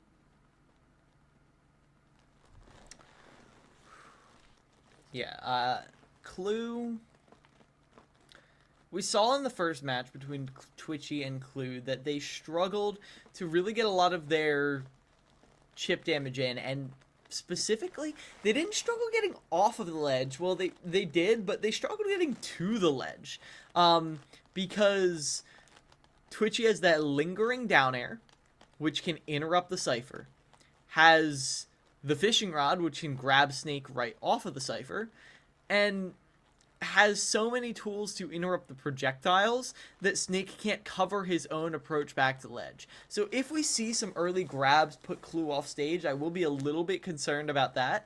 But ultimately, I feel like Clue, with the immense health pool that that Clue has, will be able to eventually take down this one stock of Twitchy. Let's see if they can do so. Oh! Okay, that was a mix-up. That was... I was about to say, Clue was like happily gonna run up that Yoshi. No. I think that was just gotta swap characters real quick. Let's go ahead and get things moving. So it should be the Snake coming out here and having a bit of fun. So we'll see how that plays out. But as you said, a little bit of a question in there. We are going to Battlefield, of course, and this one will play on those high on ledge positions. I feel like Twitchy, if you're able to sneak away a stock, this would be one of the best. But granted, both Snake and Isabel love playing on these platforms. Love having the opportunity to go in the verticality, get a couple of those sneak mines down, if you can, from the Snake. And then, of course, the Lloyd's being very, very annoying when using in conjunction with a lot of those platform jumps. We'll see what happens. I mean, I think Twitchy still wants to be able to grab at least one more stock in there, get 4 at least, half of what you got last time. We'll see what happens. I think it's definitely feasible, and the pick of Battlefield is interesting to me, especially given how much verticality Twitchy demonstrated in their previous match. However, I don't know. I mean, it's a pretty neutral stage, all things considered, and neither of them have ladder combos to be concerned of, so if you're comfortable here, be comfortable here. It's definitely a comfort pick of mine, but you know what Twitchy's comfortable with? Taking names, taking stocks, and that's exactly what they're doing off of that parry, off of that forward air string. Twitchy looking to maybe recreate some of the magic we saw in Game 1. Let's see how this plays out. Right now, out come the plant pots once again. This is frustrating to watch. Those pot plants have been, those potted plants have been the absolute mainstay of why this has gone sideways. One balloon was popped, but nothing more than. And I'm wondering who exactly is going to be able to kind of find that first run. Once again, Twitchy on that left side. I mean, man, this is looking rough. I was really hoping Clue was going to have that magic in there, but Clue has not found any sort of magic here. They're up by 133. Yeah, Twitchy is not really able to get any of these grenades to connect, but a stray back air will just do it. Ooh, what a spicy little maneuver right there. Twitchy gets a shocking kill at early percents to shut down Clue gets the kill. Sorry, I'm just so used to Twitchy winning that I'm just like preemptively calling the shots there. But what Clue did at the end there was some interesting movement. So they set up the up smash on the platform, which crucially gives it more time to fall down because you start the arc of the mortar higher. So Clue does this and then instantly fast falls through the platform, runs up to the edge and up tilts. So it's like when the magician says, look here, this is where the magic is happening, it's actually happening somewhere else. If you're looking at the grenade for the ledge trapping, you're not watching Snake himself. And that up tilt is way more lethal for some reason than any up smash will ever be. And so with that amount of rage, Twitchy's off the field, and we're seeing an even scoreline for the first time since the opening for Winthrop and UT Dallas. 100%. Misdirection is a magician's greatest strength in there. And it is going to be no misdirection that we get Nico to step out right away. This is the exact same run and playstyle that I believe Winthrop ran in game the first set that we saw. And this time around is going to go up against a very, very healthy Clue in there. And we'll see if both heavy hitters wish to go anywhere else. It looks like Town and City from what I'm seeing right now. Is it going to continue to be Town and City and further onwards as Nico in their run before was able to take, I believe, 4 stocks total? I wonder if they'll be able to do it again with Clue at full.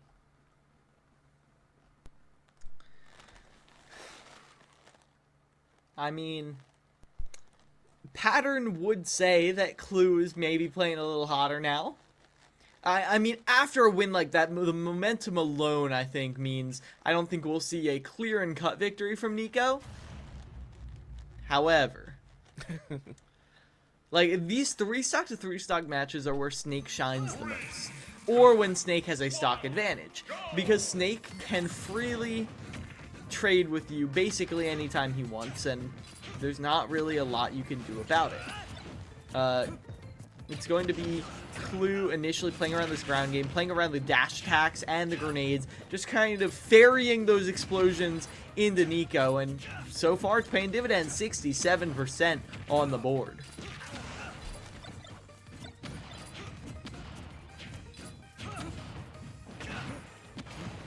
As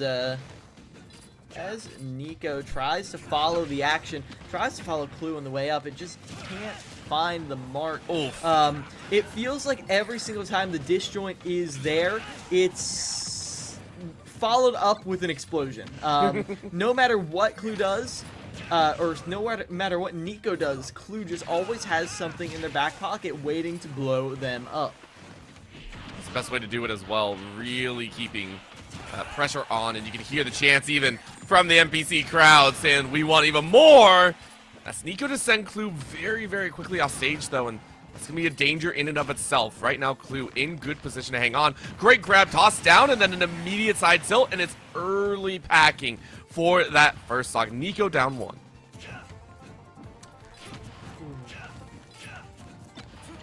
This is a new UT Dallas. And I'm really confused because it's the exact same UT Dallas we saw last time. Like, they did great previously, but like, this is an answer to everything. This is what adaptation feels like should feel like. As Nico struggling to get off of this ledge, gets back on there, and gets knocked off stage again, repeatedly. Nico tries to find the approach, but Clue will not walk under those nairs in place. You gotta bait Nico in, as Nico is trying their best to find these nairs with the drift back, but Clue is just always just waiting for it to go off, and then there's a C4 waiting for them too. Poor Nico is playing Minesweeper plus extra on top. This is one of the roughest points to be in. Anyone that plays against the Snake knows this pain and angle. Once again, already taking those 50s. I love that Clue is using their own stock as a line to play against. And Nico now at 113, as you called again. those bombs every single time, denying any follow-up. That's going to be an up B and a slam on the top ropes, though, as Nico is able to secure at least 2. Are they going to be able to turn around here? Grenade and mortar by the ledge, but a grab and throw off will get Nico off, or put Clue off the stage without anything too big. But a down throw, but because of the grenade, the down throw did not convert into an up tilt. The problem is literally any mistake, and Snake will dash attack you, or up tilt you, or down air you, and it's just gonna kill. The back air will do it too. And as Nico goes off the stage, UT Dallas has a lead over Winthrop University. It's slim, but it's way better than what we saw earlier. 100% it's way better. What were they playing? They were down at one point, 8 stocks. It was one of the roughest that we've seen, and this time around, you're within 1. You're in the lead 1, but now we get to see Winthrop also come out with the 3rd and 4th. Remember, they're already up a game. They do not care right now. Well, they care, don't get me wrong, but it's a safety net that they get to play with. They get to play with a little bit more comfortability in their pocket. Now, Twitchy and Nico are both gone. There are plenty of members still left for Winthrop, but Clue, we mentioned before that this was the intended setup. You go ahead, kind of clamor back with that early stock 1 against Twitchy, and now you've done your job in taking down Nico. You know this next stock is most likely going to be difficult. You'll, I would assume, be going against a pretty quick and spicy character instead, a little bit flashier in that term. So Clue, I mean, you're just trying to bait information and get that counter pick for your counterparts themselves. Is we're talking a big game about how amazing UT Dallas is playing, and they are playing amazing. They adapted perfectly to Twitchy and Nico. They shared some notes, and they are ready to answer. But here's the thing. They've now put Winthrop into the second phase of their boss battle, more or less. Like, they didn't even get past the first phase, and now you're flying blind. Now you're up against Sybil, who you have not played against, who you do not know the capabilities of, and maybe UT Dallas has. I mean, these Texas, Georgia, they're not that too far apart, but it will have to be seen if Sybil is able to stop this run UT Dallas is on in the tracks, and the last chance qualifiers here and now, or if UT Dallas can take us to a 3rd crew battle. I hope to see even more come out here. Again, as you said, going to that Game 3 would be amazing to watch for and amazing to see. Kind of UTD kind of put a little bit of damper down, saying, hey, look, we're pissed off that we have to face off against Winthrop of all people in an LCQ of all things. Like, this was supposed to be our last chance. Why is Winthrop down here? Let's go ahead and do what we can. Right now, as you can see, everyone having a bit of fun, throwing out some shenanigans here as we go ahead and dive on in. And we are going to get that Falco to run for Sybil. Let's see if Winthrop are able to take that last stock and force us to a 3rd player apiece. Now, the Falco against the Snake is not a fun matchup. I'm going to tell you that right now, Orbital. And there are 3 words on why. Frame 1 Reflector. Falco? Wait. I think that's allowed? Well, they're playing it out. So what kind of happened is Sybil reflected the box back at them, but then Clue got some chip damage, and I think they just mutually decided, we'll play it out anyway. But as it stands now, besides that reflected box, Sybil hasn't really gotten a whole lot more besides that chip damage. An up throw, though, will be the start of something big, 56% off of those up air bridges, but ultimately they're not going to get a lot more than that, just retreating back into the neutral. I mean, that's going to be the challenge here. As I said, the neutral stage is the best, it feels like, for a Snake, and that's where you get to run up on the edge. Quick little one tap with the neutrals, and waiting for a bit more of the extra jabs to come through. Low sweep on both ends, though, is a great carry for Sybil to get some aerial damage here. Another flick to come out. Being in a giant pain in the backside as both are reaching that 90 to 100%. Nice little laydown as well. The laser stopping you in your tracks. Slow roll forward, or slow crawl forward, I should say. Right now, this is going to be that dance, a little bit of a sweep in, as that's Sybil to get the backside of Clue, and just wait for that option. Quick little side B. Top platform damage, not a spike, though. Clue nearly off the top there. Tries to put on pressure, but I love that. Just ducks under the forward air. You know what kill move they're looking for. His Clue goes very high. Tries to drop the C4 down. Doesn't quite land, but a down tilt will be the finisher there. Clue rolls right into it, and even after a promising start from Clue, Sybil is able to even the score line. 6 stocks to 6 stocks between Winthrop and UT Dallas. That's all you need to do. Again, it didn't matter how high the percentage was. All you need to do was get that final stock in, and now you force that third player out here. Now, keep in mind, you still have Ventus as well as Ben. Both of these could do quite well, I think, against Sybil. To an extent, of course. We saw how quickly they kind of got taken out by Nico specifically, but of course Sybil playing at a much faster pace and the Falco having a lot of strengths in there as well. I'm kind of looking at Ventus, though. I like Ventus as a third, being able to round out and really, really hope for a chance for them to have a little bit of a, I don't want to say reversal, but a little bit better showing than their game 1 counterpart. Yeah, Ventus didn't really have a chance to shine, and against the Falco, I don't think it's a terrible pick. Joker's very slippery, and we saw that, like, Sybil does love their combos, and it's difficult to get that on Joker a lot of the time. The way he dashes around, his hitbox shifts this way and that, and it's difficult to get an up tilt. So you're left fishing for, like, falling down airs, neutral airs, nothing that's really going to get you the same mileage that an up tilt would, but nevertheless, it remains to be seen who will be coming out to play. Sybil, I feel like, took a minute to stabilize there. You saw that off of that initial kind of awkwardness where they're like, are we actually playing right now? Did I mess up? They eventually found their ground, and I think it was literally the minute they got a grab, which is nice. You know, it's a standardizing move. No matter who the character is, you throw them, you know relatively what's going to happen. You can get your combo, and that's what you need. You know, you just need like one little string to let yourself know, oh wait, I can't hit these combos on this person. And then of course it comes down to, oh, I need to find the kill. I need to find the opportunity, but this is where it starts, as UT Dallas is taking their sweet time here. This is their first time making it this far into the Winthrop roster. They do not want to waste this opportunity.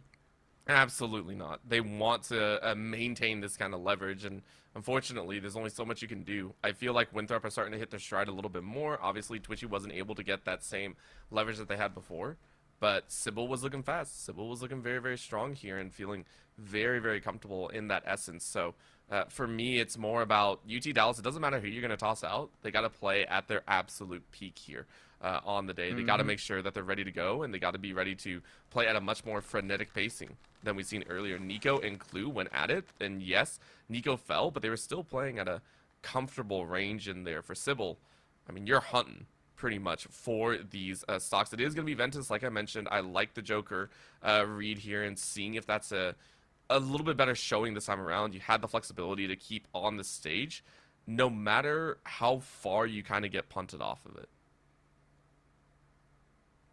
Yeah, Joker's always got a way back on there. Always got a way back into the game. You know, it's funny. I feel like the early stages of Smash Ultimate's meta were dominated by talks of comeback mechanics. How terrible they are for the game. Like you couldn't go a second without hearing about comeback mechanic. And now, with Joker this far into the meta, what do people talk about? Oh, his hitbox shifts too much. Oh, he's got too good of a combo game. Like, the way the meta has evolved is just so fascinating to me. Because I was about to open my mouth and talk about how Ventus was never out of the game because of that Arsene.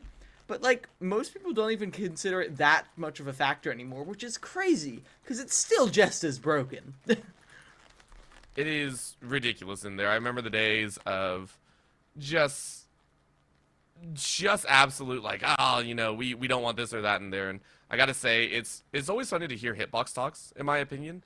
I feel like SSBU has some of the wonkiest that you get to learn sometimes, and there are some that you're just like, that should not have hit, but it does at the end of the day. So I love the fact that Joker is one that has some of the weirder ones, which is why it was, again, very surprising that we saw it get beat out by the Nico Ike so cleanly as well. As you mentioned, it was I believe it was a stock or two take, and it was nice, but it wasn't the overwhelming sense that we saw before. And so I want to see if the Arcsen is going to have a lot more of a reputation, a lot more agency behind it, or if Sybil is just going to be having a free ride. I mean, the Falco is one of the OGs in vertical gameplay, very, very comfortable, kind of fighting in the air or off stage, and we'll see if it works out for them. We'll see if Sybil is able to kind of take it back and be able to fight it out. I'm wondering what stage they're going to go to. It looks like Town and City was the option that they chose. Town and City is a good pick. It's very wide. I feel like Joker has a lot more horizontal movement than Falco does. And on a stage as big as Town and City, well, you're going to have a lot of chances to use that horizontal movement. You can just see that dash speed already. Sometimes it feels like Joker can just dash right under the lasers, which, speaking of, Sybil just wants to start using that immediately. Does not want to let Ventus ever be comfortable no matter where they are on the stage. Force questions are abound. Quick little chase. Ventus trying to get some turns back, and we mentioned that Ventus wants to challenge, but we know Sybil loves to get into the mix. Center stage is where they're going to play. Platforms are gone.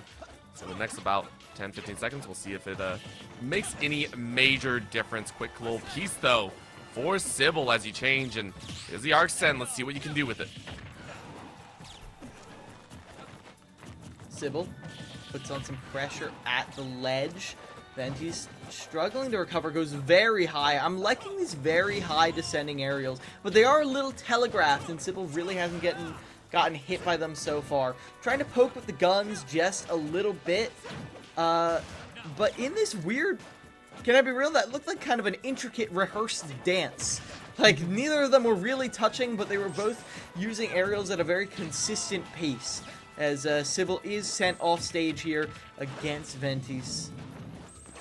They're trying to stabilize with the forward tilt, can't quite connect it. I mean, that grab feels good as well. Ventus finally finding their own options, and a great aerial exchange means you meet with forward air, and it is yours to collect. An immediate response back by Sybil, who was a little bit frustrated about losing that one. You were really hoping to take stock one first. That way you can play out, but instead you're met with a little bit of a rebuke. Quick damage going down here. Nice little tick here as you rack up about 20. Ventus trying to make great use of the stock while they still have it. Sent off the top there. Ventus is playing this very carefully.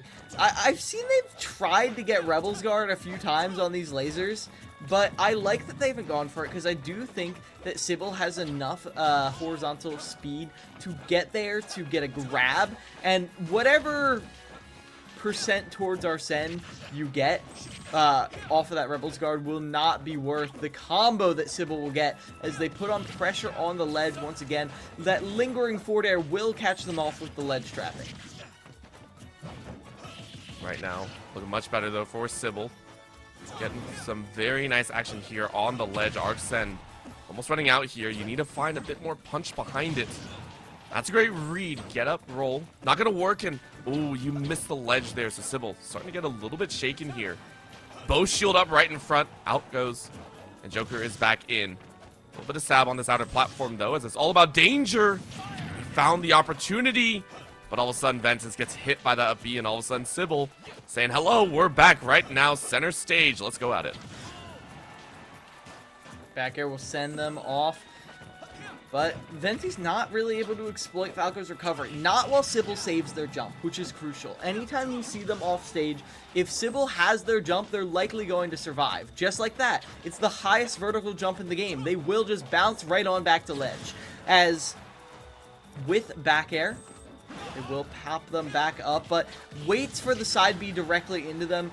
Knows that Sybil has been going for that greedy option to try to get a combo repeatedly, as both of these players live into ludicrous percents for the characters they're playing.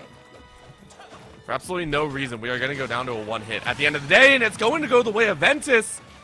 Ventus opening up more options for their team. UT Dallas want to be able to make it into the next, force a player 4 from Withrop after that game number 1. Sybil, though, wants to have a response back, wants to be able to carry in and see the fourth of UT Dallas. Instead, 113 on this Joker.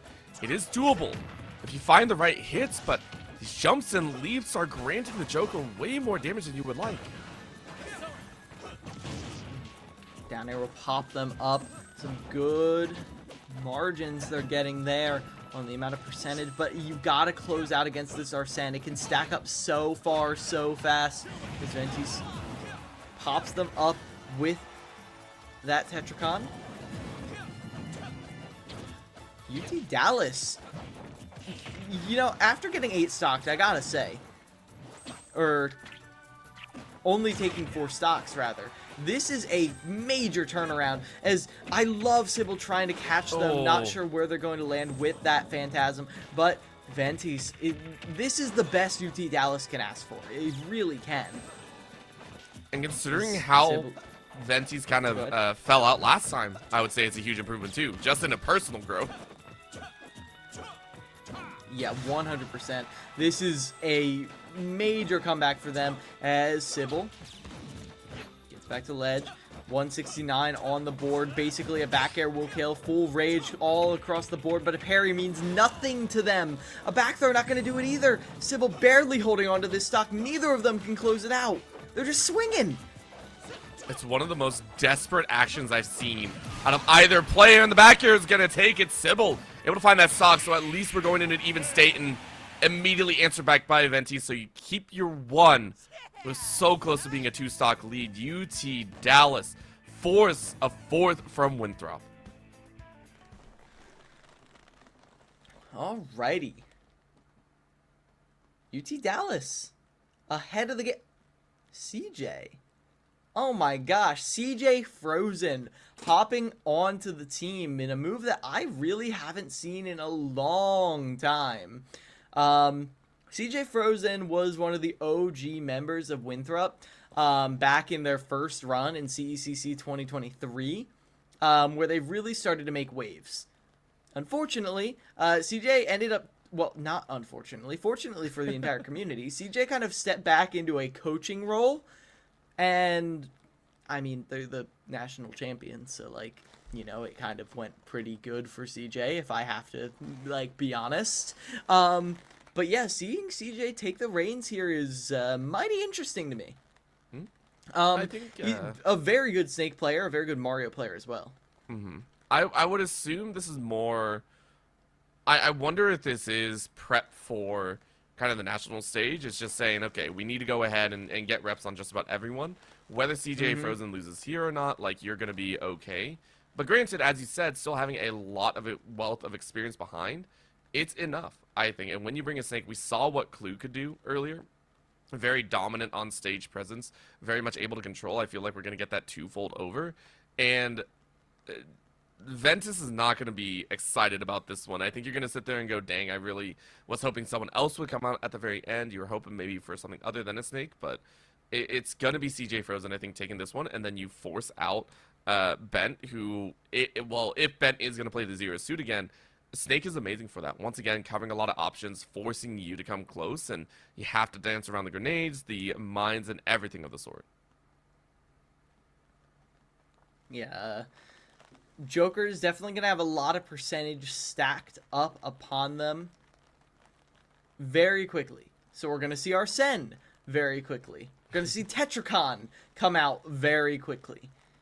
But it'll be how long it remains on the field is the question. Because if CJ can get the closing blow too fast, then we might be seeing an even scoreline going into the final game of this crew battle. It's a very real possibility. I like how CJ Frozen learned about, you know, not throwing out the box in case something randomly gets thrown back at you. But we go ahead and start. I mean, there's no major reflex, but it's still like, okay, we got to be careful about that one. Don't want to throw the box to get extra damage. Quick little turn, though, as it is going to be a low sweep kick. And it's granting what feels like CJ Frozen a chance at 7-4. Ventus, as you said, already the Arc Send is out, and it's in less than a short beat. And right now, CJ is saying, this is all mine. What's up? Let's go ahead and keep fighting. And then there's Sataricon, right back at you as CJ Frozen already at 92%, which is not an uncomfortable percentage for Snake to be at. And if this was the last stock that UT Dallas had, that'd be peachy keen. That'd be a-okay. Problem is it's not. And UT Dallas definitely has to contend with on that. And the second they're off stage, CJ Frozen has the awareness to send out that Nikita, and we're going to see 3 stocks to 3 stocks in the final match of this crew battle. If CJ, with his 3 stocks, is able to take it home, then that will be Winthrop qualifying for a second time for CECC May Madness.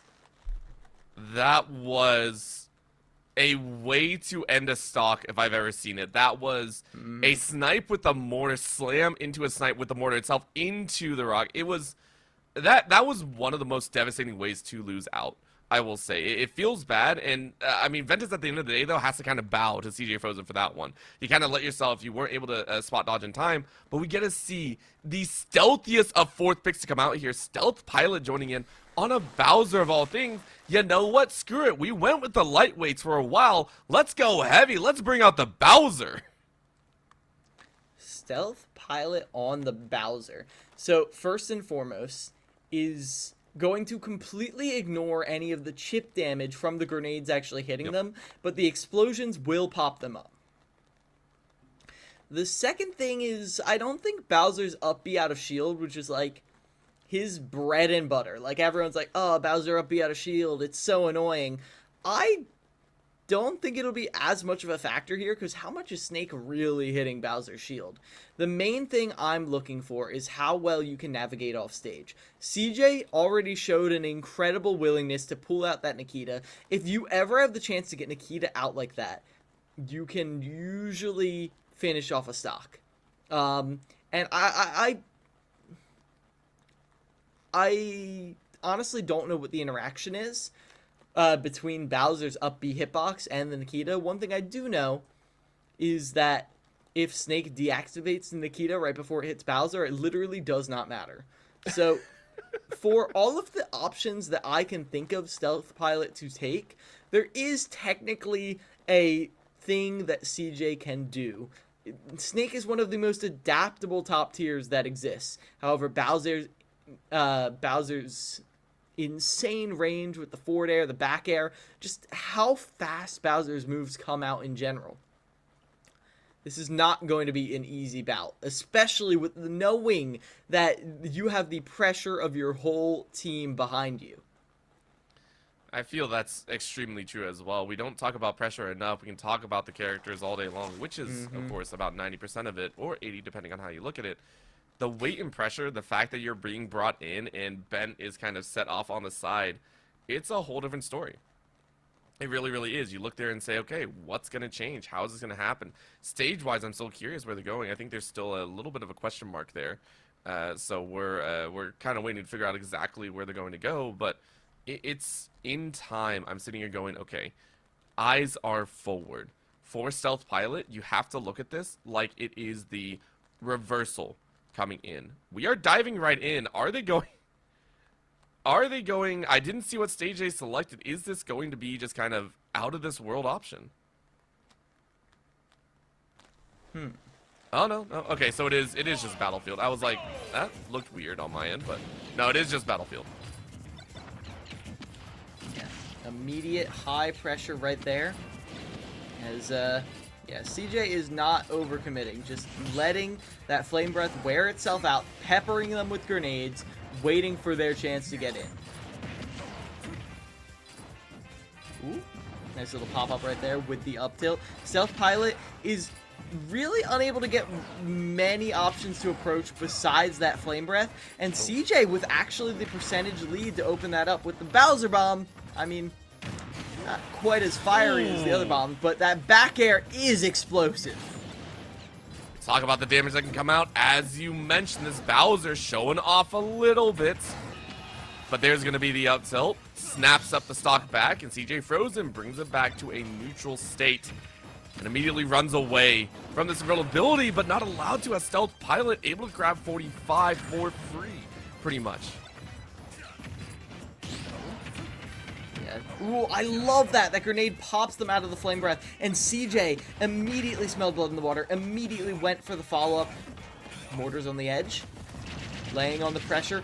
Goes for the roll behind forward smash, but the up B off of ledge will be too much for them there. Not challenging Bowser right there. Landing on top of Bowser, I feel like the risk reward is almost never worth it. There's just so many ways you can just randomly die by doing it, especially when CJ can get so much more damage elsewhere. I mean, CJ right now, though, playing on that 117, this is exactly where you lost the stock last time, and you get pile driven down. You're still alive at 140, but you are pretty much screaming for the stock back, and it's gonna be the mine taking it home. What a detonation. Can I point out that CJ did the exact same thing twice? Went really high up, dropped a grenade, a C4, a grenade, and then detonated the C4. And hey, if it works, it works. But yeah, even stocks right here. And remember, Stealth Pilot needs to keep in mind, this is maybe the last stock UT Dallas has before the Texas qualifiers. And you don't want to have to play in the Texas qualifiers because you never know who's going to be playing in those, as a fully charged up smash almost takes out CJ Frozen, but the back air is not going to cut it. CJ putting on pressure at the ledge. Mortar puts Stealth Pilot off stage though, but dash attack again, they don't have a jump. They have to rely on their up B, but they miss the Bowser Bomb. Ah! And they chased to the center!